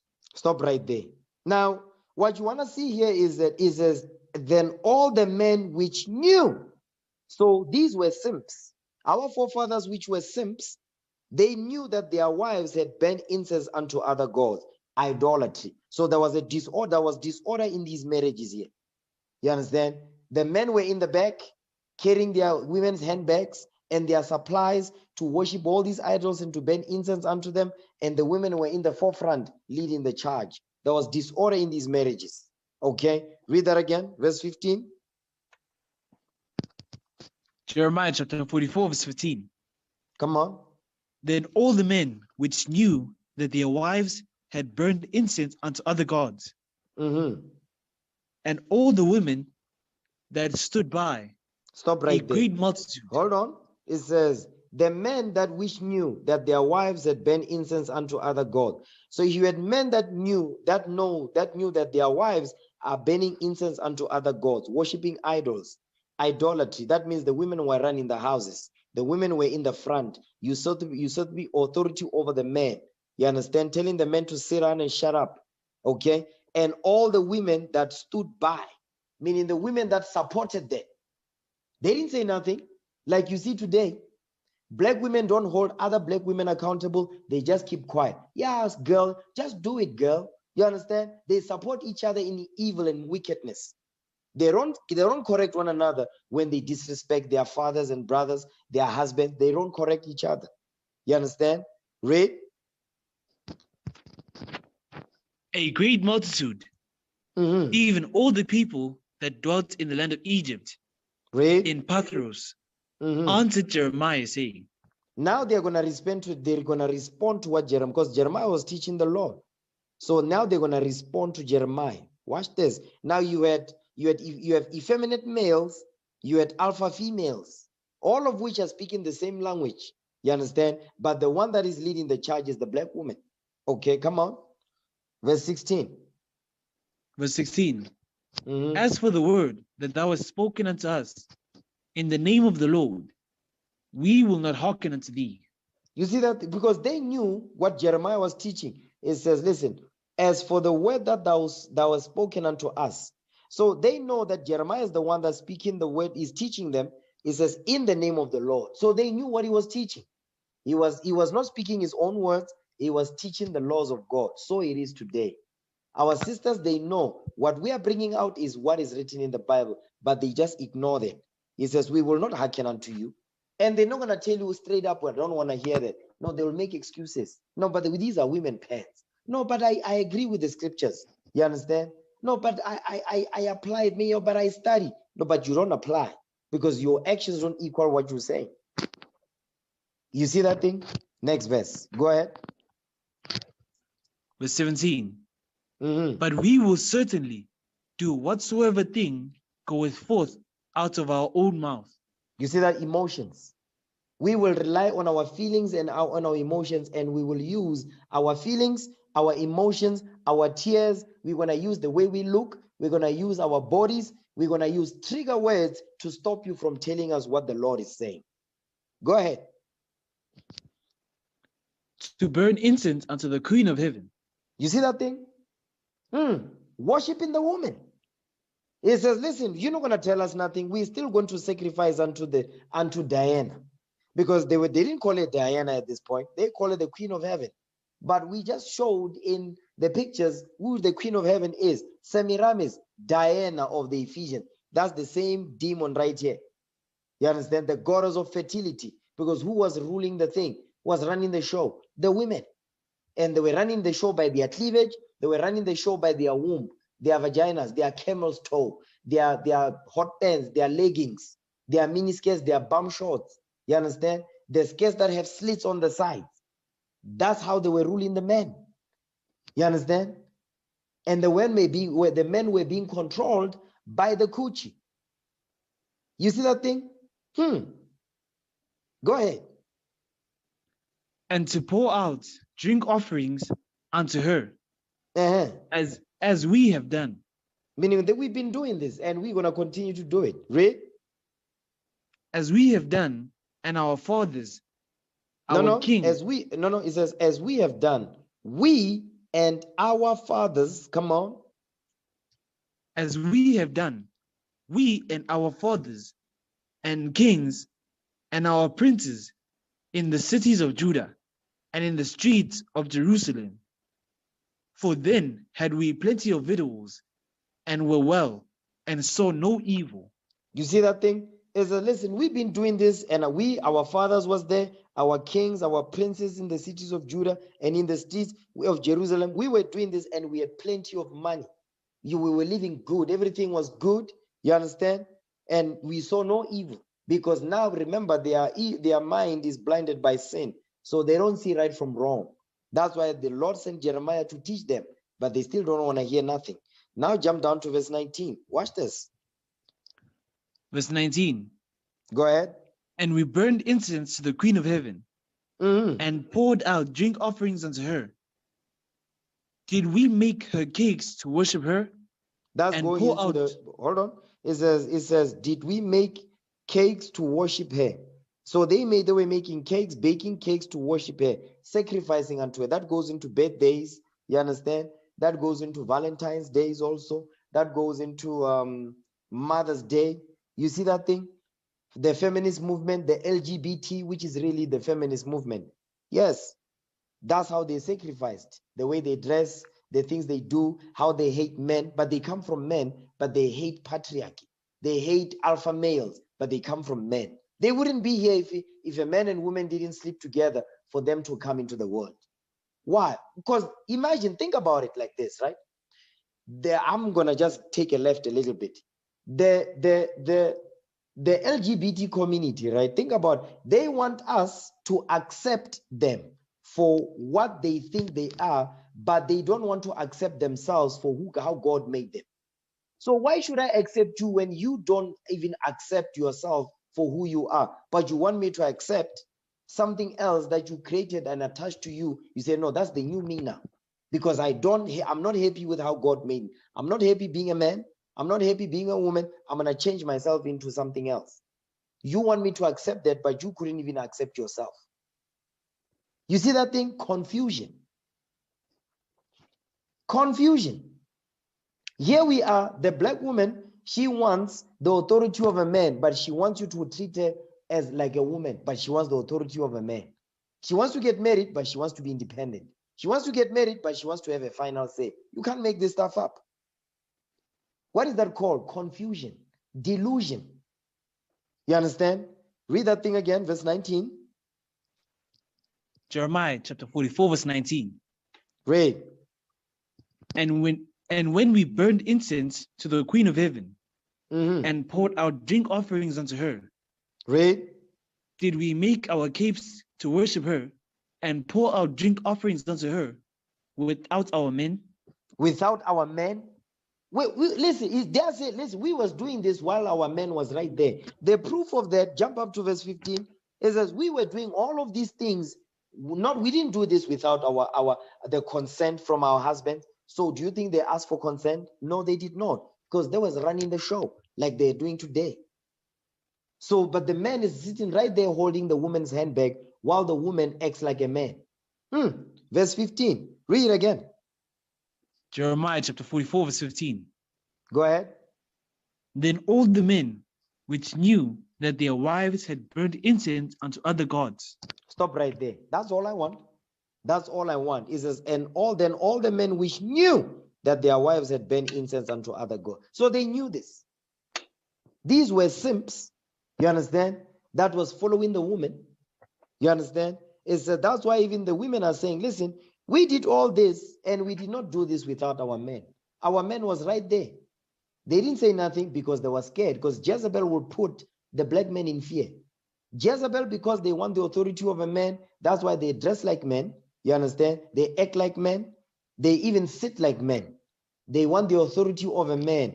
That's why even these men, so-called men, they are afraid to check Jezebel. You see, Jezebel will always find, let's say you see men sitting, we're talking, Jezebel always just comes in out of nowhere, and when she talks to men, she'll be loud. She wants her voice to be heard above the men that she found talking. That's Jezebel. Big, black, ashy demon woman. That's the demon right there.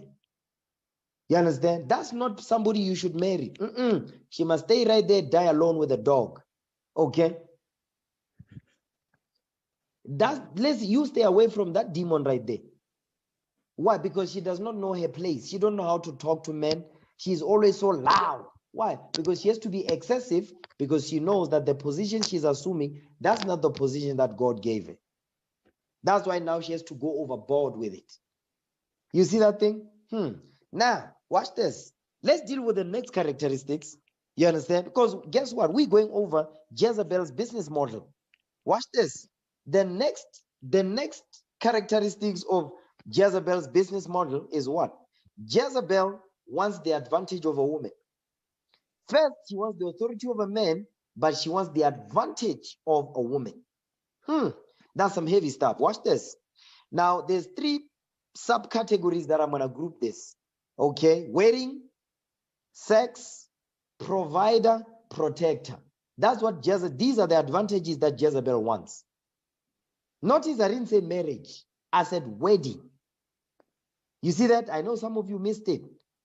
Jezebel wants the advantage of a woman. So she wants the wedding. She wants sex. She wants a man that will provide. She wants a man that will protect. These are the advantages that Jezebel wants. Now let's deal with wedding and sex. Give me Tobit 7 verse 13. Tobit chapter 7 verse 13. Watch this. You know, I'm making enemies this day.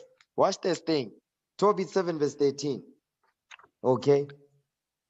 Tobit chapter 7 verse 13. Go ahead. Then he called his daughter Sarah, and she came to her father, and he took her by the hand and gave her to be wife to Tobias, saying, Behold, take her after the law of Moses, and lead her away to thy father. And he blessed him. Now stop right there. Now, there's a lot of things going on in this verse, because we read it all the time, but I want to show you the deepness of this verse. Is that then he called his daughter Sarah. Now, this is Reguel. Reguel is calling his daughter, okay? And she, meaning Sarah, came to her daughter, to her father. It says, he took her by the hand and gave her to be wife to Tobias, saying, Behold, take her after the law of Moses and lead her away to thy father. And he blessed them. Now, he's saying, take her after the law of Moses. Because you read about this, you ask the brother, what is that talking about? Watch this. Give me the book of Genesis. I'm going to show you something right there. I'm going to show you, brothers, something this day. And sisters too, pay close attention. Give me Genesis chapter 2. Okay, Genesis chapter 2, verse 21. Watch this. Genesis chapter 2, verse 21. Go ahead. And the Lord God caused a deep sleep to fall upon Adam.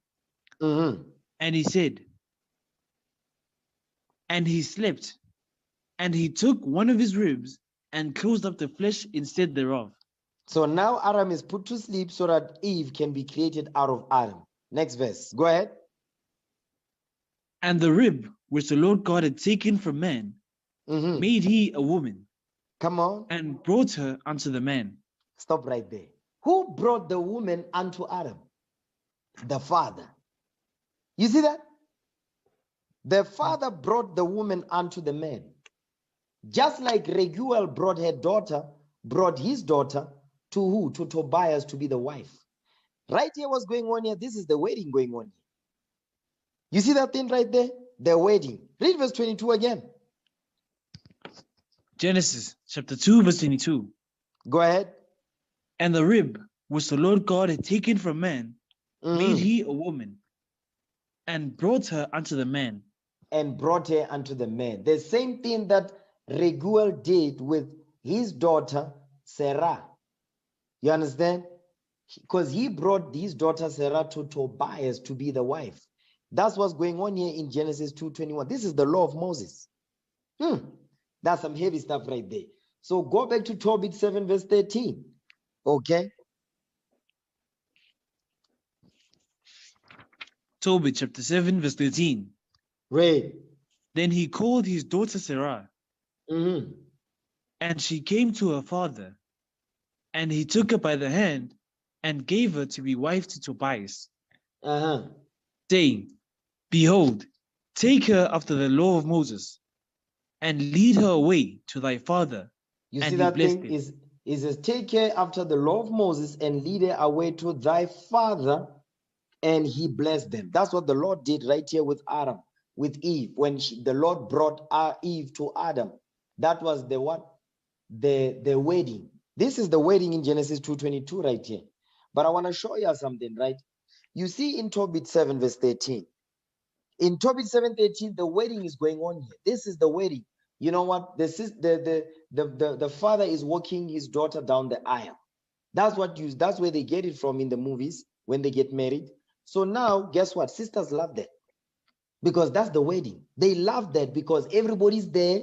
They see you when your father is walking you down the aisle and you are wearing this long dress that is dragging on the floor, and you've got your maids of honor holding the back of the dress so that the train does not drag on the floor. The sisters, they love that. That's the advantage that the Jezebel woman likes. She doesn't like the marriage. No, she likes the wedding. I need you men to understand that. The Jezebel woman loves the wedding. She loves the glitz and the glamour. She don't care about the marriage. She only cares about the wedding. Okay? Watch this. Keep reading. Verse 14. Verse 14. And called Edna his wife, and took paper, and did write an instrument of covenant, and sealed it. So now they took paper, which is the marriage certificate, they sealed it, you understand, which is the instrument of covenant of the marriage certificate. Okay, come on. Now you are legally married because they like that. But the thing that is most important to them is the wedding. That's the mindset of that's the Jezebel's business model. That's why you see a lot of these sisters, they get married 6 months before 6 months is even finished, they are already divorced. But they'll still talk about the wedding. They'll still be putting the pictures of their wedding on social media, but they don't care about the marriage. That's Jezebel's business model. She likes that thing, the wedding. You understand? It's about her. Me, me, me, me. That's what it's about.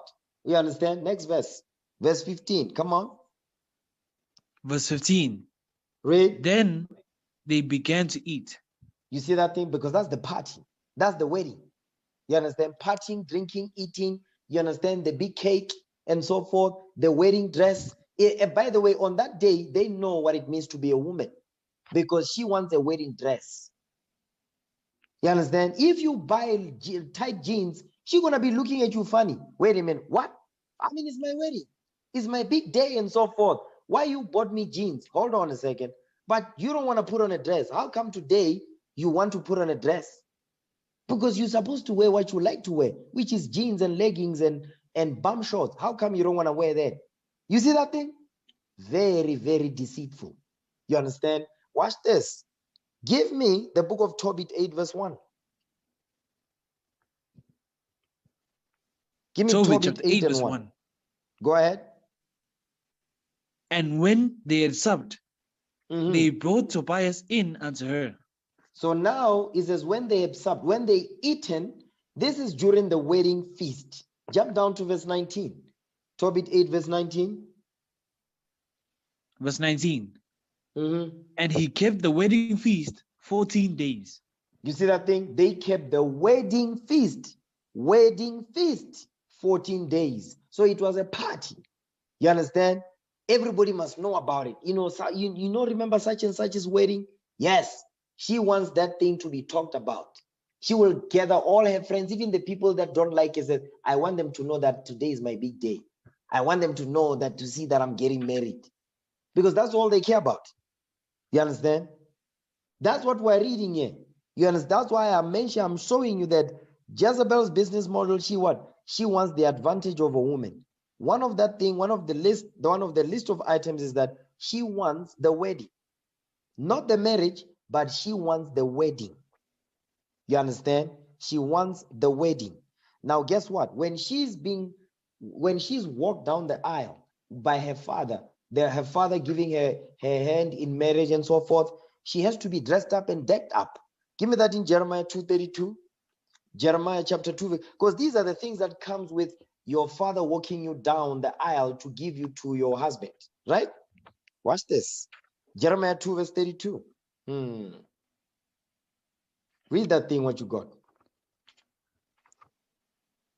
Jeremiah chapter 2, verse 32. Read.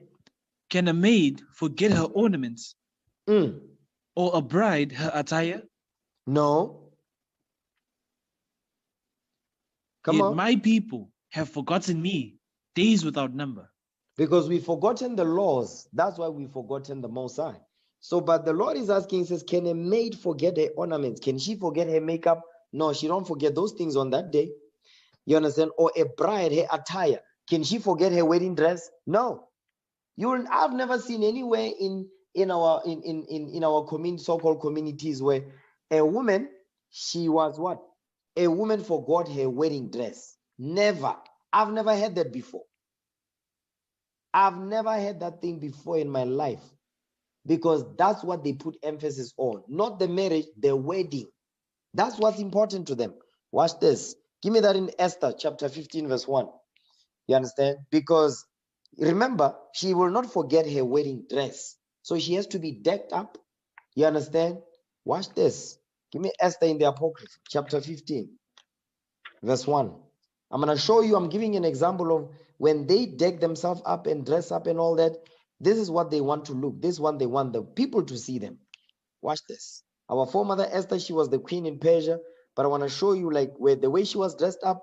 This is what our sisters did. That's all they care about. Those that are not in the spirit. Read what you got. And guess what? Don't get it twisted. I'm not saying sisters Esther. must not dress up nicely. Hold on. I'm not saying sisters mustn't dress up. I'm not saying that. Okay. Read that Esther 15 and 1. We're going to read down. Esther chapter 15, verse 1. And upon the third day, when she had ended her prayer, she laid away her mourning ornaments, her mourning garments. A mourning garments, because she was, guess what? It says, her mourning garments. Read. She laid away her mourning garments and put on her glorious apparel. Now she put on her glorious apparel. Now he's going to explain to you the type of glorious apparel she had on. Keep reading. And being gloriously adorned. You see that thing? Being gloriously adorned. She was decked up. She dressed modestly on that day. That's what the sisters will do. On the wedding, they know how to be a woman. You understand? Go ahead. And being gloriously adorned, after she had called upon God, who is the beholder and savior of all things. Read. She took 2 maids with her. You see that thing? Here's another advantage that the Jezebel wants. She wants maids. She wants people to work for her. She wants, a helper. She doesn't have to lift a finger. She wants people to paint her nail, you understand, and massage her feet. Simps do that stuff. But what I'm showing you here is that, you see, these are the advantages that the Jezebel wants. She wants the advantage of being a woman, but she wants the authority of a man. What we are reading here, that's exactly what the sisters, that's what they care about. I'm talking about unrighteous sisters. You understand? Read that again. Esther chapter 15, verse 2. And being gloriously adorned. Read. After she had called upon God, who is the beholder and savior of all things. Come on. She took 2 maids with her. She took 2 maids with her because she had maidens. Go ahead. And upon the one she leaned as carrying herself daintily. You see that thing? It says she was leaning on one of her maids. You understand? As carrying herself daintily. Watch this. Next verse. Go ahead. And the other followed, bearing up her train. Now that's some heavy stuff right there. It says another maid, because she says there 2. One, she was leaning upon one to carry herself nicely and so forth. It says the other followed behind her, bearing up her train. You know what that means? You know what is a train? Because the dress was so long that they was dragging on the floor. So the train of a dress is what? The dress that is when you walk, those royal dresses, it be dragging on the floor. So one of the maids was holding up the train of her dress. So on that day, you don't even have to tell them to dress modestly. They know what to do. You see that thing? Very, very deceptive. Very selective. You understand? Watch this. Give me the book. Okay, give me Genesis 24, verse 3 now. Watch this. Because another thing, remember, there's advantages of being a woman. You understand? Because you want the wedding.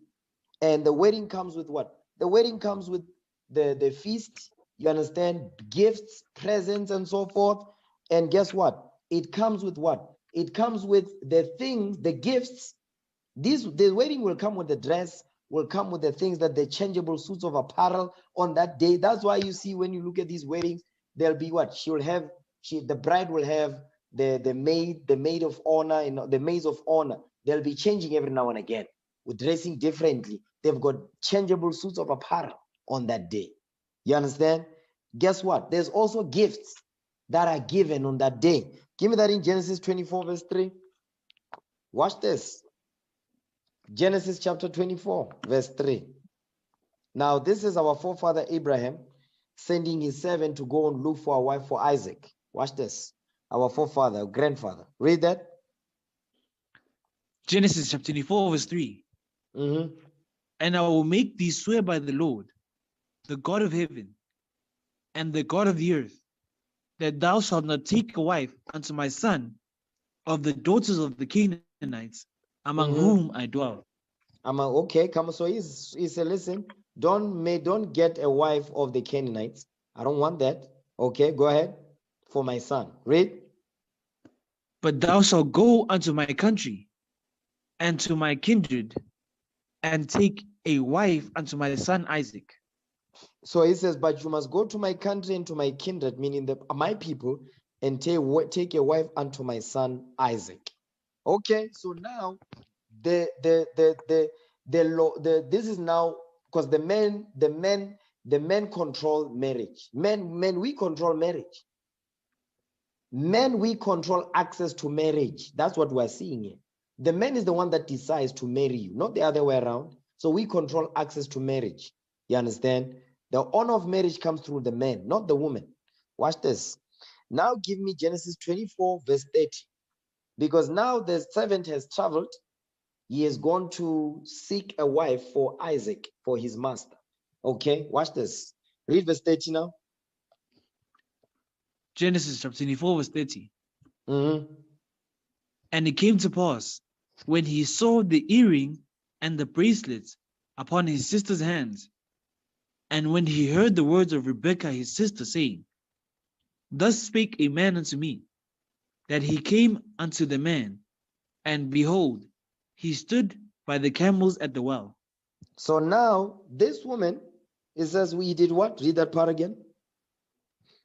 Genesis chapter 24, verse 30. And it came to pass, when he saw the earring and bracelets upon his sister's hands. Stop right there. It says this is Laban. Laban he says he saw the earring and bracelets upon his sister's hands.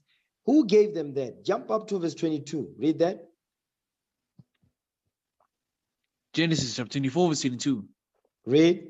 And it came to pass, as the camels had done drinking, that the man took a golden earring and of half a shekel weight, and 2 bracelets for her hands of 10 shekels weight of gold.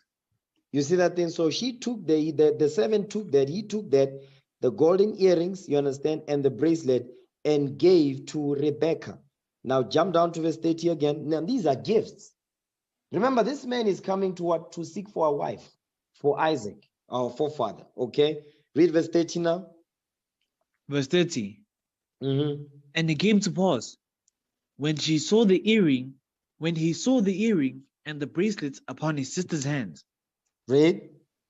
And when he heard the words of Rebekah his sister, saying, Thus spake the man unto me, that he came unto the man, and behold, he stood by the camels at the well. So now what you are seeing here is that this man is like the uncle coming to do the lobola negotiations. That's what's going on here. But he's not coming empty-handed. He has to bring gifts. You understand? So sisters, they love that, because wedding comes with gifts. You're in a gift giving. Okay? So now she is going to be showered with gifts and so forth. That's what they care about. Now read verse 53. Come on. Verse 53. And the servants brought forth jewels of silver and jewels of gold and raiment, and gave them to Rebekah, and gave also to her brother and to her mother precious things. You see that thing? So the Abraham's servant, he didn't come. He wasn't a bum. He came with things. He came with jewels of silver, jewels of gold, and clothes, and gave to Rebekah. You see, she's receiving gifts. He says he gave also to her brother and to her mother precious things. That means there's more where this came from. That means, guess what? Another factor is that the man must provide. I'm going to deal with that next. But I want to show you is that the sisters, they don't care about the marriage. They care about the wedding. Then the next thing they care about is the sex. Now, they require the black man to be a sex machine in bed. You see that thing? He never gets tired and so forth, because that's all they care about. Watch this. I'm going to prove what I'm saying. Give me Ezekiel 23 verse 3. Ezekiel 20. I'm trying to show you the priority levels. They are not on point. You understand? Watch this. Ezekiel 23 verse 3. Ezekiel chapter 23 verse 3. Go ahead. And they committed whoredoms in Egypt. They committed whoredoms in their youth. They were their breasts pressed, and they bruised the teeth of their virginity. You see that thing? Meaning what? Haughty and what? And lustful eyes. Read that again. Meaning what? They have a whorish mindset.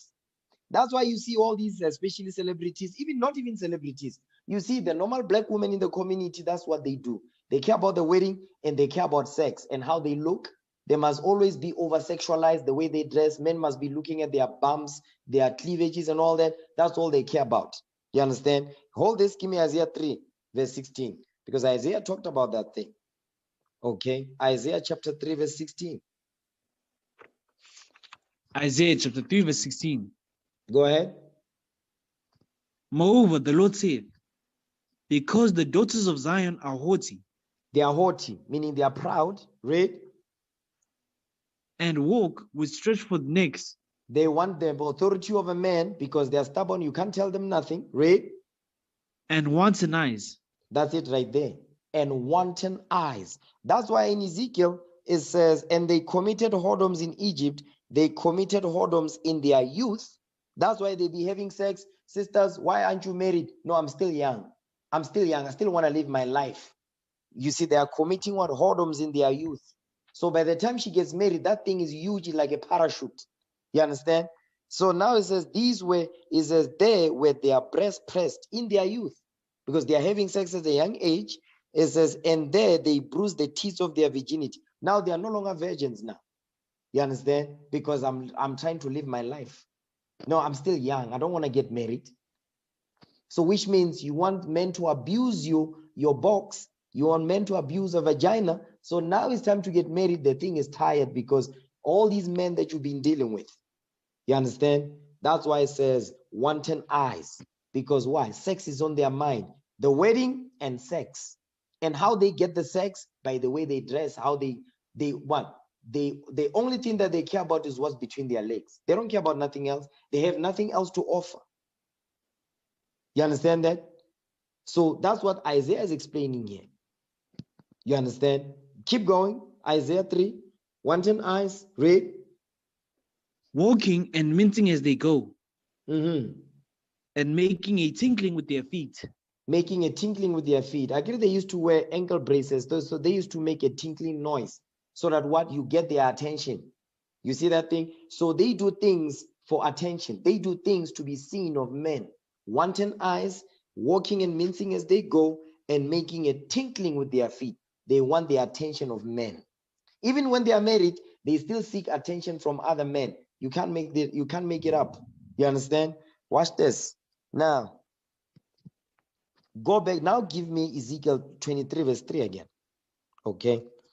Ezekiel 23 verse 3. Ezekiel chapter 23 verse 3. Read. And they committed whoredoms in Egypt. They committed whoredoms in their youth. There were their breasts pressed, and there they bruised the teeth of their virginity. You see that thing? So now the only thing they care about is what? Sex. So they care about the wedding, not the marriage, wedding and sex. You understand? Because I was watching this documentary, it's a show, and you know what they say, looking for love. Because I like to watch those things because I'm getting content. So for the classes, and what I saw is that this sister was saying, listen, me, I don't believe in this sex before marriage. I want to know that, you know, the man is able to satisfy me sexually. I need to know if he can handle me sexually. Then I'll decide to marry you. That's all she cares about. You see, that's all she cares. Guess what? Sisters be wearing long dresses and fringes. How do you know that's all they care about? You don't know. So when you are proving, you must ask these questions. You must actually, that thing must be the last thing, because none of you gonna know how it feels like until you get married. So that should be the last thing. You understand? You should focus on the more important things. I'm not saying that is not important. It is important, but you want to find out about it after the marriage anyway. So you shouldn't put too much emphasis on it, because that day when you deal with one another, it will be a surprise. And then you get to learn how each one like how they want to be worked out, whatever. Okay, now watch this. So that's what they care about. Now jump down to verse 20. Read verse 20. Verse 20. Mm-hmm. For she doted upon their paramours. You see that thing? She doted upon their paramours. Their paramours goes into what? Their sexual organs. That's what she cares. She wants to see if the brother has big feet. She's tall. He's got big feet and so forth. That means in her mind, she's imagining that means he must be well endowed. He's got a big rod. That's all she cares about. You understand? Looking at things that they are not, those things are not going to last. You understand that? Read. Whose flesh is as the flesh of asses. You see that thing? Whose flesh is as the flesh of asses. The flesh goes into their penis. Is that their penis is like the penis of what? Donkeys and horses. Go ahead. And whose issue is like the issue of horses. And whose issue is like the issue of horses, meaning what? The way they what? The way they sperm, their ejaculation. That's what is going into here. I have to put it plain. It is what it is. That's the Bible. I didn't write this. It says whose issue is like the issue of horses, meaning the way they sperm is like a donkey or a horse is doing that. So that's all they care about. You understand? So you have to really investigate that. You must take your time with the sister. You understand? Because that's all they care about. Once the sex is no longer the way they want and so forth, guess what? They're going to hunt for the next victim. You understand? They got the satisfaction of the wedding, and they got the satisfaction of sexual satisfaction. And guess what? And they also look at the position you've got. You've got money, you are wealthy and so forth. They care about that. They care about your money, your what's between your legs as a man, and guess what? The wedding that you will give to them when you get married. Everything else, listen, they still want the authority of a man. Don't get it twisted. They still want that authority of a man in the marriage. Now watch this thing. Now the next characteristics is that it says there's the advantage of a woman. I dealt with the first one, wedding and sex. Now they want what? They want a man to provide. They want the man to provide. These are the advantages that women want to receive when you say you marry them. You understand? Give me that in 1 Timothy 5 and 8. 1 Timothy chapter 5, verse 8. Watch this.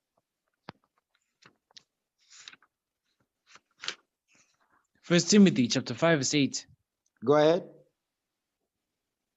But if any provide not for his own. If any what? But if any provide not for his own. If any man does not provide for his own, meaning his own nation, go ahead. And especially for those of his own house. Those of his own house, his wife and his children, go ahead. He hath denied the faith and is worse than an infidel.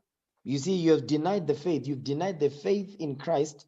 You have denied Christ, and you are worse than an unbeliever. You are just like an atheist. You understand? But guess what? you must provide as a man. You must be a provider. The Jezebel woman wants that type of brother that will provide. You understand? They want to provide. These are the advantages of being a woman. A man to provide for you, to look after for you, to look after you. Watch this. Genesis 24 verse 34. Let's go back there. Because they also need to see how deep your pockets are. Okay? Watch this. Because they want stability. That's the advantage of being a woman. I want to be taken all care of. I'm vulnerable. You see that thing? Watch this. Genesis 24 verse 34. Read that. Genesis chapter 24 verse 34. Come on. And he said, I am Abraham's servant. I'm Abraham's servant. Read on.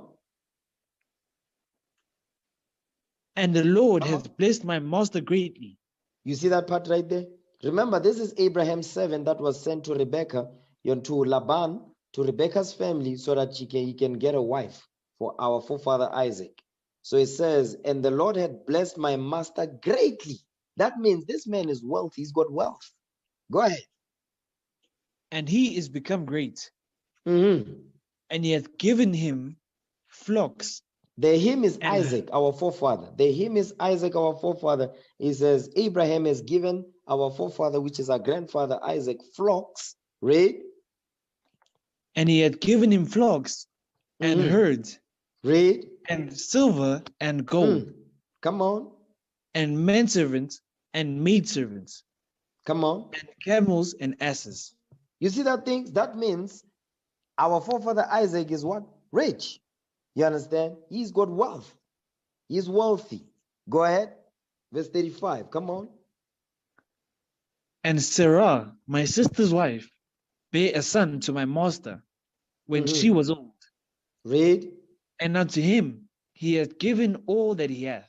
You see that thing? And unto him hath he given all that he hath. Meaning what? The flocks, the herds, the gold, the silver, the menservant, the maidservant, the camels, and the asses. You see that thing? So this man is wealthy. You understand? He will be able to provide for me. And he's got more than heart could desire. You see that thing? You ever seen these men in the world? Bu Patrice Motsepe, who else? Your celebrities who cast your vest and so forth. You understand? They have some kind of descent sitting somewhere. A lot of them, if you notice, all of them, they have one thing in common. They are run by their women. The women in their lives, they run them. They run circles around them. They cannot tell those women what to do. You understand? Those women have the authority of a man, but they want the advantage of a woman, of being a woman. You understand? And that those advantages we're reading here, that man must be able to provide. You understand? That man, I want a man to marry me. I want the big wedding. You understand? I want the man to be able to know how to sex me in the bedroom. So that's all they care about. The wedding, not the marriage, the sex, you understand? Not kids, not what comes with the sex. Because now you have to be a mother. They don't want that. You understand? That's why a lot of them, they tied their tubes. They be having sex, committing abortion. They say, no, I don't want kids. I'm tying my tubes. You get married, they don't say nothing that I cannot have kids. They don't say nothing. They just keep quiet. Okay, watch this. Give me Genesis chapter 13, verse 1. Let's see really how wealthy Isaac, our forefather Abraham was. Genesis 13, verse 1. Read that. Genesis chapter 13, verse 1. And Abram went up out of Egypt, he and his wife, you and see all that he says, had. So now they went up out of Egypt, he and his wife, and all that he had. Go ahead. And Lot with him into the south. Come on. And Abram was very rich in cattle, in silver, and in gold. You see that? Our forefather, our great-grandfather, our forefather Abraham, it says he was very rich. He wasn't just rich, he was very rich in cattle, in silver, and in gold. And all of that he gave to our forefather Isaac. And our foremother Rebekah, she knew that because the servant, Abraham's servant, told her of all of that. that my master is very wealthy. You see that thing? So these are the advantages because that man will be able to provide. You understand? Watch this. Give me Genesis chapter 30, verse 27. Remember, it says, if any would not provide for his own. Genesis 30, verse 27. Watch this. Genesis chapter 30, verse 27. Read. And Laban said unto him, I pray thee, if I have found favor in thine eyes, tarry, for I have learned by experience that the Lord hath blessed me for thy sake. So now this is Laban, Jacob's uncle. He said, listen, I know that I've learned by experience that the Lord had blessed me for your sake. The reason why I'm blessed because of you are here. Read on. And he said, appoint me thy wages, and I will give it. You see what he's saying? He says, listen, appoint me thy wages, and I will give it. Tell me what I must give you, and I'll give it to you. Go ahead. And he said unto him, Thou knowest how I have served thee, and how thy cattle was with me. Now this is our forefather Jacob now talking. Go ahead. For it was little which thou hadst before I came, and it is now increased unto a multitude. Read. And the Lord hath blessed thee since my coming. And now, when shall I provide for mine own house also? You see that thing? It says, now, when shall I provide for my own house also? Because our Jacob was responsible, our forefather. He was responsible. He was a responsible man. He had responsibility and he took accountability for the things that he's supposed to do in order to take care of his own, like we read about in 1 Timothy 5, verse 8. So that's why it says, how shall I provide? Now, when shall I provide for mine own house also? So because he wants to go and do that. You understand? Because he was a responsible forefather. Now watch this. Give me the book of Exodus. Okay, give me Exodus 21, verse 10. Exodus 21, verse 10.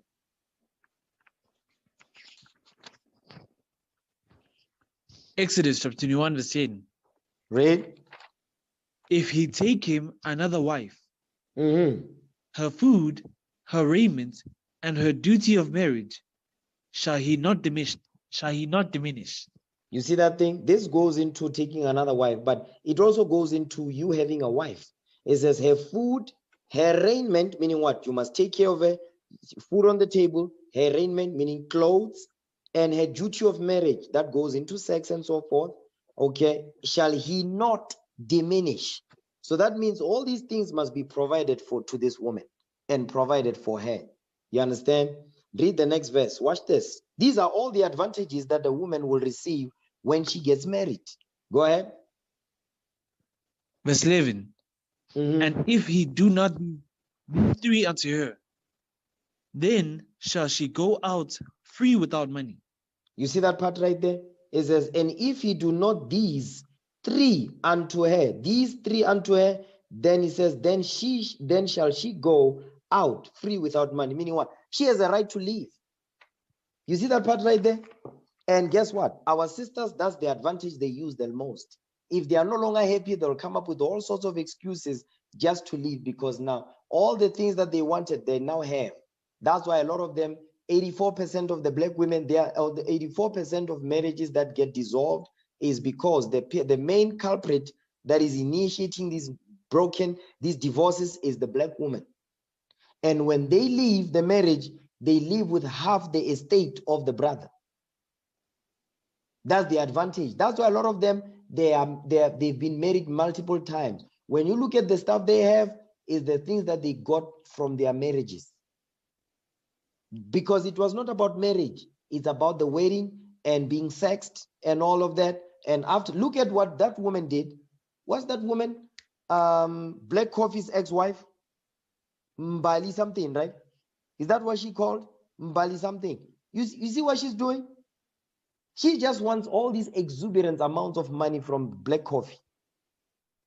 Because it was never about the marriage. It was always about the wedding, fame, sex, clothes, hairdo, traveling, being on the news, social media, glitz and glamour. That's all she cares about. She don't care about family. She don't care about the children. No, but she'll go to the media to cry and speak lies about the brother. You see that thing? Yes. That's what we're reading here. You understand? These are the advantages that the sisters want to have, but they don't want no responsibility to come with it. They want the men to do everything. They don't have to do nothing. But the thing they want is the authority of a man. But they want the advantage of being a woman to receive all these benefits once you are married. The man must give me the wedding, sex. He must provide. You see that thing? Watch this.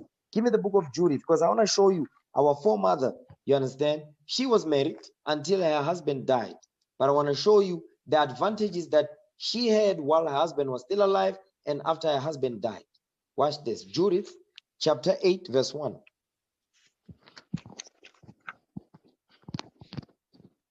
Judith chapter 8, verse 1.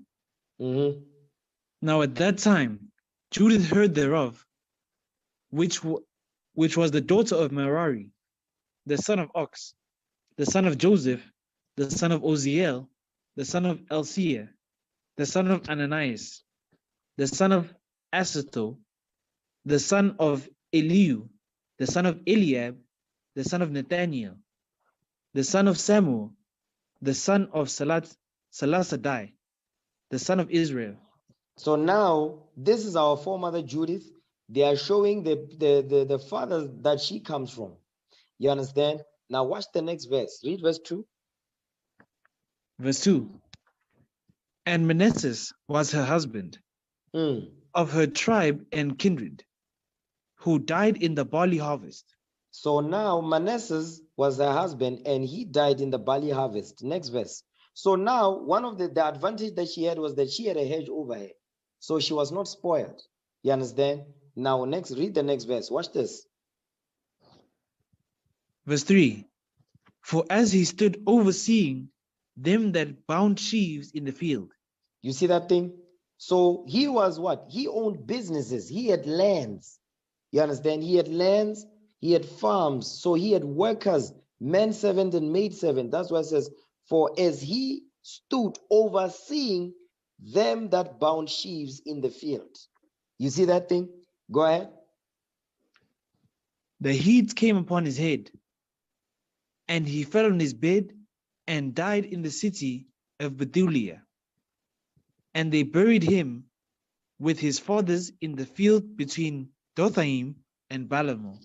So now what you are seeing here, the husband, Judith's husband, was wealthy. He was a wealthy man. The proof of that, we just read it now. He was an overseer, meaning what? He owned lands. He was a CEO. That's what it's called today. Now read verse 7. Watch this. This is what Manasseh left for his wife. Watch this. Go ahead. Verse 7.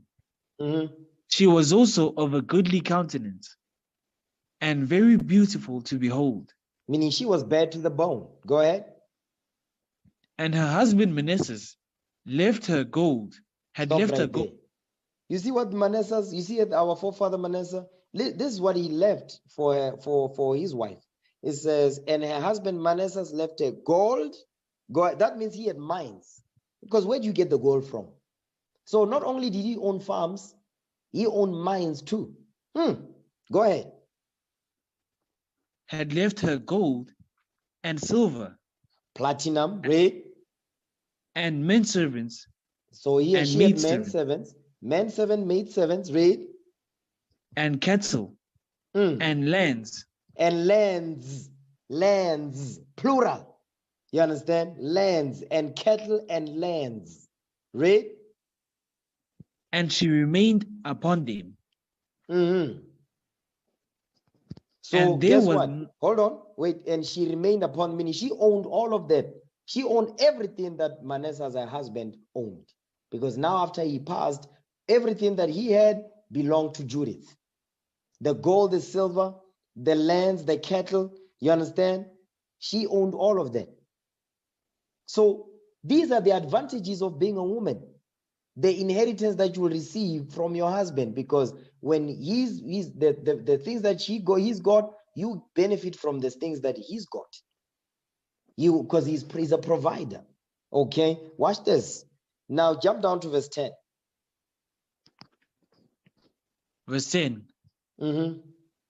Then she sent her waiting women. Stop right there. She sent her waiting women. So she had waiting women. She had maidens, like our foremother Esther in Persia. So these are the advantages, Pe. That's why today the sisters, they also want a domestic. They say, no, I want a domestic. I'm struggling with the kids. I want a domestic and so forth. She's just doing this because she's lazy. But what I'm trying to show you is that that's what they want. They want maidens. They want domestic workers to be able to do work for them and so forth, where they don't have to lift a finger. You understand? But what I'm showing you is that this is what these sisters are looking for, all these benefits, but they don't offer anything on the table. They just want to bring what's between their legs, and that's it. They think that's the only thing that they have to offer. You understand? They don't think, or like there's other things that you need to offer. They don't think about that. In their minds, this is the only thing that you got to offer, and that's it. Think about it. Now watch this. Now the next one is, remember, we're still dealing with the advantage of being a woman. Another advantage under this subcategory is that what? She wants a man that will be able to protect her. You understand? She wants a provider and a protector, and a man that will be able to marry her and give her the wedding of her dreams, a wedding day, and so forth. You see that thing? She wants all these advantages. Okay? A man that will protect. Watch this. Give me the book of 1 Maccabees 13, verse 6. 1 Maccabees chapter 13, verse 6.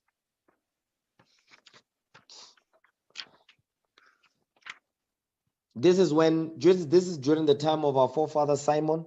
That was his time to set order in Israel and to fight the Greeks. So Tryphon was coming against us to destroy us. And guess what? Our forefather Simon, the Most High blessed him with the spirit, and he was able to bring honor in Israel. Now read verse 6. Watch this. 1 Maccabees chapter 13, verse 6. Mm-hmm. Doubtless, I will avenge my nation. I will avenge my nation. It says, doubtless, I'm going to avenge my nation, the nation of Israel. Read. And the sanctuary. The sanctuary, which is the temple, our heritage and our culture and so forth. Read. And our wives. Our what? And our wives. And our wives. And our wives. You see that thing? And our wives. The reason why I'm emphasizing on this is because they want the authority of a man, but they want the advantage of a woman. I'll give an example. Let's say there's a home invasion. She's not going to be in the front on that day, on that night, in that night. No, she'll be at the back wanting you to handle the intruder. She's not going to be in the front, so she becomes vulnerable when she feels like it. You understand? I'll give an example because they become vulnerable when they want. Give me Deuteronomy 28 real quick. I'm going to show you that. Deuteronomy chapter 28. Okay. Deuteronomy chapter 28 and verse 56. Read that. Deuteronomy chapter 28, verse 56. Read. The tender and delicate women among you, which would not adventure to set the sole of her foot upon the ground for delicateness and tenderness. You see that thing? So now she becomes tender. She becomes tender and delicate. You understand? It says because here the Lord is saying the tender and delicate woman among you. Because our sisters, they want to be tender and delicate when now the man has to be in the front to protect them. They want the protector only when it suits them. Then they become vulnerable. It says, which would not adventure. She wouldn't even adventure to attempt to set the sole of a foot upon the ground for delicateness and for tenderness. She wouldn't want to be in the front when a man comes to rob you in the house. She wants you to be in the front. You see that thing? Hypocrisy. Opportunistic. You understand? That's the characteristics of a tick. You see that thing? A tick, a blood sucker. The one that you see them on cows and so forth, they be sucking blood. You understand? She becomes the parasite when there's a home invasion. When there's danger going on, now you must be in the front because you're the man. You must handle the business. You understand? But they still want the authority of a man. Only when it suits them. They want to be a woman only when it suits them. On the wedding day, they want to look like a woman. But during the marriage, they want to look like a man and act like a man and behave like one and receive the powers of being a man in the marriage. Being independent, but you are still married. That's the mindset of the Jezebel. That's Jezebel's business model. You understand? Read that again, verse 6. First Maccabees, chapter 13, verse 6. Read. Doubtless, I will avenge my nation, and the sanctuary, and our wives. And our wives, read. And our children. Our children too, read. For all the heathen are gathered to destroy us of every malice. Of very malice. You see that thing? They want that advantage. Now watch this. Give me Nehemiah 4 verse 14. Because our forefather Nehemiah, he addressed this particular situation as well. You understand? When we was building, what are we doing this for? Okay, Nehemiah 4 verse 14. Read that. Nehemiah chapter 4 verse 14. Come on. And it came to pass, when our enemies heard that it was known unto us. No, verse 14. Nehemiah 4 verse 14. Nehemiah chapter 4 verse 14.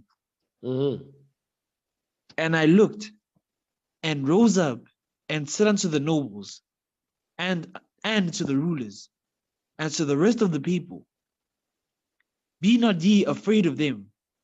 Remember the Lord, which is great and terrible, and fight for your brethren, your sons and your daughters, your wives and your houses. You see that thing? And fight. It says, fight for your brethren, your sons, your daughters, your wives, and your houses. So guess what? When it's wartime, they want the men in the front. But when it's come to running the house, they don't want the men to tell them what to do. Because Jezebel doesn't want to be told what to do. She hates instruction, especially when it comes from the black man. Because they don't have a problem when the white man is telling them what to do at the plantation. They have no problem with that. The white man will tell you, listen, in this company, we must wear long dresses, you must cover your head. She'll do it. She will do it without a question, without combating, without any resistance. She will do it.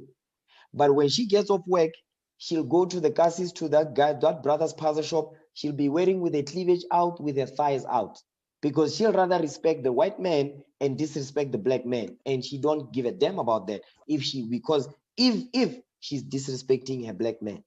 You see that thing? Watch this. Give me John 19:26.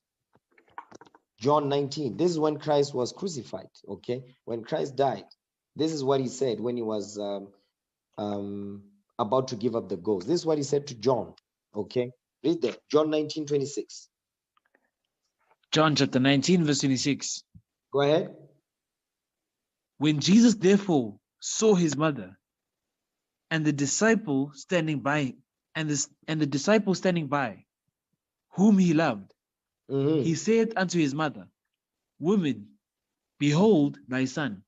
So now Christ is telling his mother, say, woman, listen, behold thy son, meaning making reference to John. This is your son. Go ahead. Next verse. Then said he to the disciple, Behold thy mother. Behold thy mother, meaning look after my mother. Look after my mother, because why? She's not supposed to be by herself. You're going to be a hedge over her. You see what he's saying to her? He's saying to him, he said, listen, behold thy mother, meaning look after my mother. You understand? That's the advantage, meaning protect her. Look after her. Provide and protect. Okay, go ahead. And from that hour, that disciple took her unto his own home. You see what he did? He says, from that hour, that disciple took her unto his own home. Meaning what? Christ's mother now was living with John. You see that thing? That's that to protect and to provide. That's what they want. You understand? Watch this. Give me Sirach 36:24. Okay. To make sure that, you know what, she's not without a hedge. Okay. Sirach 36, verse 24. Read that. Ecclesiastes chapter 36, verse 24. Come on. He that getteth a wife beginneth a possession, a help like unto himself, and a pillar of rest. You see that thing? If you getteth a wife, you beginneth a possession, a help like unto himself, and a pillar of rest. So guess what? She was made for you. You understand? For you. She's your possession. And you must take care of that possession. You must provide for the possession. You must take care, protect the possession. Okay, go ahead. Verse 25. Verse 25. Where no hedge is, there the possession is spoiled. You see that? The possession is going to be spoiled when there's no hedge, when there's no leadership. You understand? So now the Lord is giving us the blueprint on how to make sure that sisters don't run around like headless chickens. And the sisters must see this and say, you know what? If I don't have a hedge over me, I'm going to be spoiled for sure, because this is not an opinion. You understand? This is a fact. This is not a tweet on Twitter. No, this is a fact. This is the laws of God, not a tweet. This is not a WhatsApp message. No, this is God's commandments in the Spirit of Christ. Watch this. Now, the problem that our sisters have is what? And guess what? Here's another advantage, because they use this all the time in Ephesians. Give me Ephesians 5 verse 28. Because they don't read the one that says submit yourself to your husbands. No, they like this one in the Christian church. Read verse 28. Ephesians chapter 5 verse 28. Read verse 21, because I want to show you how they misuse the scripture. Because if you look at Ephesians 5, right? Ephesians chapter 5 verse 1 down to verse 21, it talks about the congregation. 22 down, it talks about husband and wife. In the Christian church, they use 21 to say men must also submit to women. And the Christian pastors, they push that garbage, they perverting the scripture. Read verse 21. Ephesians chapter 5 verse 21. Come on. Submitting yourselves one to another in the fear of God. You see that thing? Submitting yourself one to another in the fear of God. So what is this talking about when it says submitting yourself one to another? Watch this. Give me the book of Hebrews, okay? Chapter 13. I'm going to show you what this is talking about. Hebrews 13 verse 17. Hebrews chapter 13 verse 17. Start at verse 7. Read verse 7, then we're going to jump. Hebrews chapter 13 verse 7. Remember them which have the rule over you, who have spoken unto you the word of God, whose faith follow, considering the end of their conversation. So this goes into what? The leadership. You understand? It says, obey them that have the rule over you, who have spoken unto you the word of God, meaning God's commandments. Now jump down to verse 17. Watch this. Verse 17. Obey them that have the rule over you. He's repeating himself again, talking about the leadership. Who is he talking to? The congregation. It says, obey them, meaning submit yourself to those that have the rule over you. Go ahead. And submit yourselves.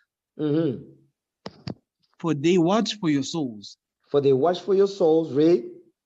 As they that must give account, that they may do it with joy and not with grief. Read. For that is unprofitable to you. For you. That is unprofitable for you. So what is he saying?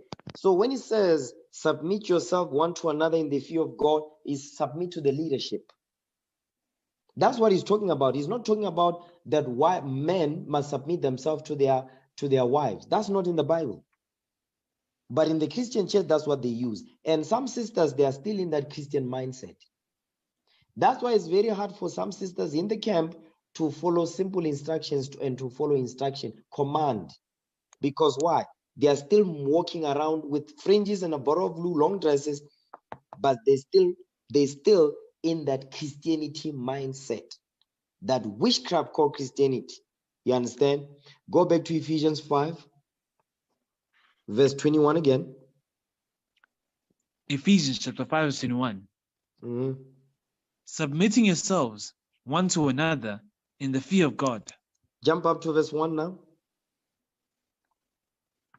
Verse 1. Be therefore followers of God as dear children. You see that? He's going into what? He's going into the congregation. So chapter 5, verse 1 through verse 21 is explaining he's going into the congregation. That's why he is saying, listen, he's talking about, he says, what? Awake thou that sleepest, arise from the dead, and so forth. Then he says, and be not drunk with wine, wherein is excess, but be filled with the Spirit. You see, he's talking about the congregation here. Now read verse 22. Verse 22. Go ahead. Wives, submit yourselves unto your own husbands as unto the Lord. You see that? Now this is going into marriage. It says, wives must submit themselves unto their husbands as unto the Lord. Now read verse 28. Let me show you, because in the Christian church, they don't read this, they don't read 22 to verse 27. They only read verse 28. Watch this. Read that. And they read 28 and they use 28 with 21. You understand that? And who's teaching that? The damn Christian pastors. Read what you got, verse 28. Ephesians chapter 5, 28. Come on. So ought men to love their wives as their own bodies. He that loveth his wife loveth himself. You see that thing? You see that part when it says, so ought men to love their wives as their own bodies. Say, you see, you must love me. So, and the way you love me, you must also submit yourself to me. Because the scripture says that, verse 21, submitting yourself one to another in the fear of God. So that's not what he's talking about. He didn't say men must submit themselves to their wives. No, he says, men, love your wives according to the scriptures. You understand? He's talking about that. So, but what I'm showing you is that the sisters, they want to be protected. They want all the benefits, but they want none of the responsibilities. And that's the problem. You understand? Now, the next characteristics is outside of advantage of a woman. I dealt with that. There's three categories. There's four things under the advantage of a woman is what? Wedding, sex, provide, protect. That's what they want. Now, then the final characteristic is they have the accountability of a child. They want the advantage, or they want the authority of a man. They want the advantage of being a woman, but they have the accountability of a child. Meaning what? They are irresponsible. They don't want to take responsibility for nothing. Watch this. Give me the book of Ecclesiasticus, right? There's a scripture in Sirach. I think it might be chapter 11. Let me look at it. Okay.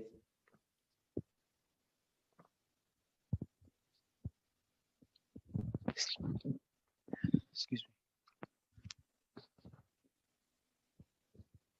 Watch this. Give me a second. Yeah, give me Sirach chapter 4. Give me Sirach chapter 4 and verse 29. Watch this.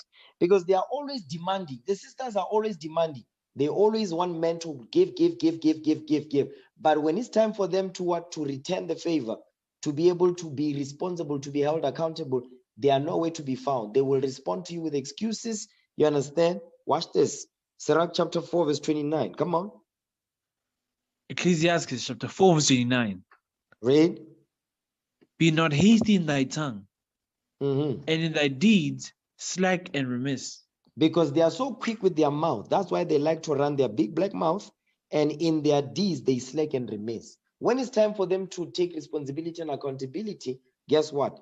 They are nowhere. They slack and they remiss. They make excuses. They take no accountability. Next verse. Go ahead. Now, verse 31. Verse 31. Let not thine hand be stretched out to receive. That's the black woman. You understand? It says, don't let your hand be stretched out to receive. Read. And shut when thou shouldest repay. And when it's time for you to take responsibility to bring to bring yourself to the table, you don't want. You understand? You play victim, because they play victim all the time. You understand? These manipulation games, they do that all the time because they use their emotions to do that. You understand? Watch this. Give me the book of Isaiah 32 verse 9. And the reason why our sisters, they have the accountability of a child, Isaiah explained it. You understand? Watch this. Isaiah 32 verse 9. Read that. Isaiah chapter 32 verse 9. Come on. Rise up, ye women that are at ease. That's the commandment. It says, rise up, you women that are at ease. Because guess what? They are at ease in terms of what? Accountability. When it comes to accountability, they are easy on themselves. They pat themselves on the back. They make excuses. They slack and remiss. They stretch out their hand when they want, but when it's time to repay, you don't find them no way. That's why they are at ease, because nobody's requiring them to be accountable. And when we do it, we hate them. When we do it, we don't love them. When we do it, we are misogynists. You're misogynists. You see that? Read verse 9 again. Isaiah chapter 32, verse 9. Come on. Rise up, ye women that are at ease. Mm-hmm. Hear my voice, ye careless daughters. Read. Give ear unto my speech. You see that thing? It says, hear my voice, ye careless daughter. They are careless. You understand? Because when somebody's careless, that means, guess what? They are sloppy. They don't know what they're doing, but they will put up a smoke screen as if they know what they are doing. That's why you see there's broken families. Why? Because these are women-only run households. Women are raising children on their own. There's no man to tell them what to do and what not to do. And if he does, guess what? They'll be fighting that man from sun up to sundown. Why? Because they don't want to be told what to do. That's why they are at ease. And when you check them, they get upset, they get angry, they kick the man out. I don't want you to be in my life anymore, so on and so forth. You understand? Read on. Verse 10. Many days and years shall ye be troubled. That's what you are seeing now. Because now, hold on, the women of our sisters, they are troubled. They've been troubled for many years and many days and years now. He says, shall you be troubled? Look at the way the black woman is. She's troubled, but because she's too proud to admit it, to ask for help, guess what? The Lord says, I'm going to make sure that you look like a fool. And that's what you are seeing right now. Go ahead. Many days and years shall ye be troubled, ye careless women. Ye careless women. Meaning what? You dumb women who don't know what the hell you're doing. You understand? Read. For the vintage shall fail. What is the vintage? Even the aged women will fail.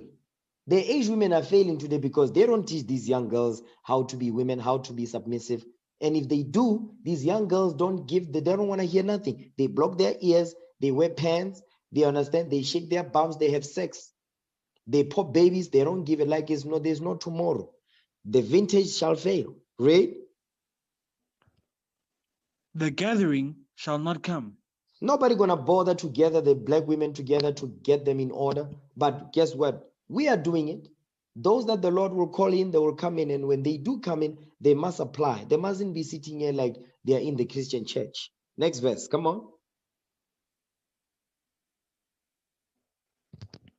Tremble, ye women that are at ease.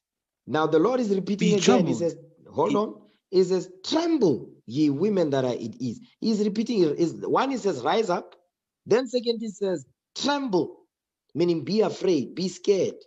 You understand? Because only fear is going to put the black woman not at ease like she is now. Like she living her life like she don't care. You understand? But she still wants to be provided for. She still wants to be protected. She still wants the authority. She still wants the honor of being married, but she doesn't want to be a wife. She still wants to be independent while she's married. She doesn't want kids, but she wants sex. And when she does have kids, she sends them to the grandmother. You see that thing? She wants all the benefits, but none of the responsibility that comes with it. Because sex comes with children. You have sex, you're going to get pregnant. They want to have sex, but they don't want to have children. That's why even sisters that are married, a lot of them, they have what? They have morning after, they take injections, they have the patch because they say, I don't want to fall pregnant. Because I'm not ready to fall pregnant. But who decides that? The man does that, not the woman. But that's what we're seeing today. You understand? Go ahead. Be troubled, ye careless ones. strip you and make you bare. Go ahead. Gird sackcloth upon your loins. Meaning what? Have some shame. That's what the Lord is saying. Watch this. Now, give me the reason why our sisters are at ease. And guess what? Now, give me Ezekiel 13, verse 17. They've been at ease for too long. The black woman has been at ease for too long. That's why she's got the accountability of a child. Because children are irresponsible. The black woman today, she's irresponsible because nobody's checking it. When you do, they say you hate women. But we don't care about that. We're going to do what the Bible says. Ezekiel 13, verse 17. This is what the Most High God commanded the black man, the Israelite man, to do this thing. Watch this. Ezekiel 13, verse 17. Read that. Ezekiel chapter 13, verse 17. Come on. Likewise, thou son of man, set thy face against the daughters of thy people. The Lord says we must set our face against the black woman. Read. Which prophesy out of their own heart. They prophesy out of their own heart. What is the thing that they are professing? They are professing feminism. They are professing matriarchy. They are professing the worshiping of the woman. They are professing toxic masculinity to, misogyny. Yeah, and that's what they are saying when we teach. They hate alpha males. They love alpha females and effeminate men. You understand? That's what they like. The Lord says, no, you better prophesy against them because we must set our face against them because they prophesy out of their own heart, meaning out of their feelings. What they are saying is not biblical. It's based on how they feel. The Lord don't care about that. Okay, go ahead. And prophesy thou against them. Meaning teach against them. Teach against their imaginations that they have in their minds. You understand? Give me that in 2 Ezra 15. I'm almost done. 2 Ezra chapter 15, because the Lord, he taught us about that. He said we must prophesy against them. 2 Ezra 15 and verse 1. 2 Ezra chapter 15, verse 1. Come on. Behold, speak thou in the ears of my people the words of prophecy, which I will put in thy mouth, saith the Lord. So what we prophesy is the words that the Lord put in our mouth because it's written in the book. We read it as it is written. We teach it the way it's written. Upon precept. Next verse. Come on. And cause them to be written in paper. Read. For they are faithful and true. So the words that the Lord will put in our mouth, that he caused them to be written in paper, which is the Bible in these last days to help us. It says what? They are faithful and they are true. Read. Fear not the imaginations against thee. You see that thing? It says, don't fear the imaginations of these black women against us, because they prophesy out of their own heart. The Lord says, prophesy thou against them, because the words that I put in your mouth, they are faithful and they are true. Read. Let not the incredulity of them trouble thee. You see that thing? Speak against thee. That what? That speak against thee. The Lord is saying, don't let it says, let not the incredulity of them trouble thee. Incredulity meaning lack of belief, meaning faithless. Don't let their lack of faith trouble you. It says that speak against thee, because they are going to speak against us. But are they speaking against us? No, they are speaking against the Bible. Next verse. Watch this. Verse 4. For all the unfaithful shall die in their unfaithfulness. So all these unfaithful sisters don't believe in this Bible. The Lord says they're going to die in their unfaithfulness. Because of what? Because their incredulity is in their mind is supposed to trouble us to stop teaching against them, like it says in Ezekiel. We're not going to stop. We're going to do this until kingdom come. Now watch this. And when we do that, this is what happens next from the black woman, because she's got the accountability of a child. Watch this. Give me Jeremiah 9 verse 17. Jeremiah chapter 9 verse 17.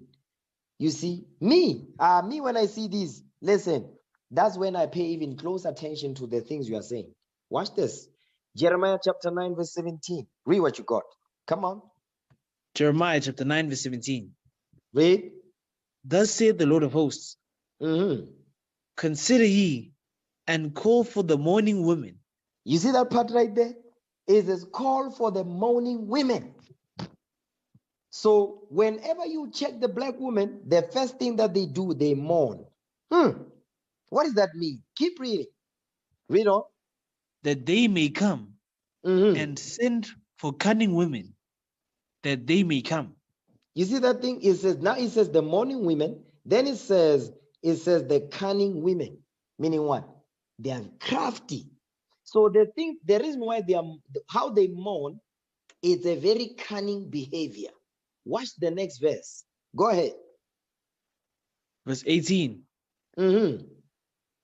For thus saith the Lord, behold. No, verse 18. Verse 18. Oh, verse 18. Come on. And let them make haste and take up a wailing for us. You see that thing? Because when we correct the black women, when we correct our sisters, this is the first thing they do. They cry. It says what? And take up a wailing for us. That's the first thing that the black woman does. The first thing she does, she'll make excuses, she'll fight and all of that. After she's done all that, she's realized she's not getting away with it and you're not backing down. That's the next thing that happens. Tears, they will cry. It says, and take up a wailing for us. You see that thing? Go ahead. That our eyes may run down with tears, and our eyelids gush out with waters. So that they make you emotional. So you don't use just judgment. You don't judge according to the law, but you judge according to the what? Your eyes, your fleshly eyes. Go ahead. For a voice of wailing is heard out of Zion. A voice of wailing, meaning of crying, excuses. You understand? Not wanting to take responsibility. Because children, how to take children take responsibility? They just cry. They don't want to correct. They don't want to listen to the correction. They just be crying. So that you leave them alone. Because I see it, my daughters do that. When now it's time for the belt, they be now all of a sudden they are teary eyes. So you stop. No. The belt is coming. You understand? Keep going. How are we spoiled? We are greatly confounded. You see that thing? The black woman is spoiled and she's greatly confounded. She's confused because of these doctrines, philosophies that the white man has been teaching her all these years. Read. We are greatly confounded because we have forsaken the land. Because our dwellings have cast us out. Now watch this. You see, the older women, they do the same thing. They manipulate with tears. They manipulate with sadness. They manipulate with say, oh no, it's not me. Something did this to, someone did this no, somebody did this to me long time ago. No. Read verse 20. And when they do that, guess what? They're going to teach their children to do the same thing. Watch the next verse. Verse 20. Go ahead. Verse 20.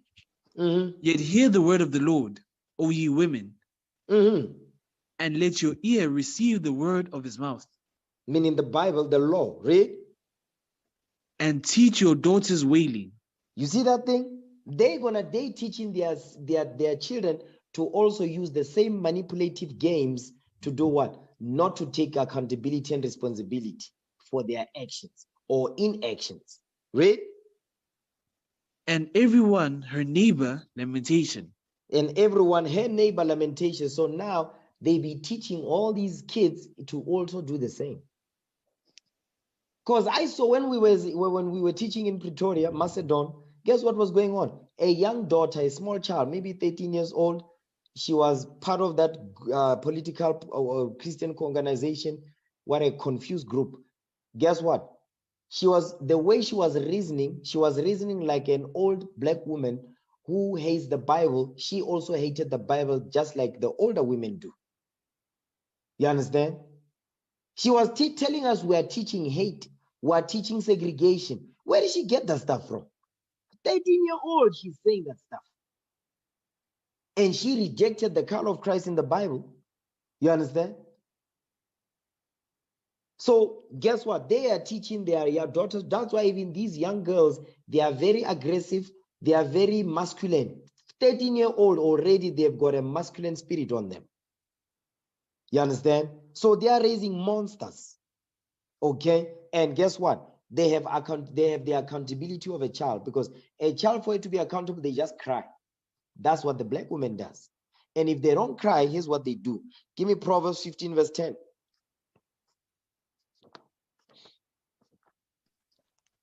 Proverbs, read what you got. 15 verse 10. Sorry? Yeah, read Proverbs 15 verse 10.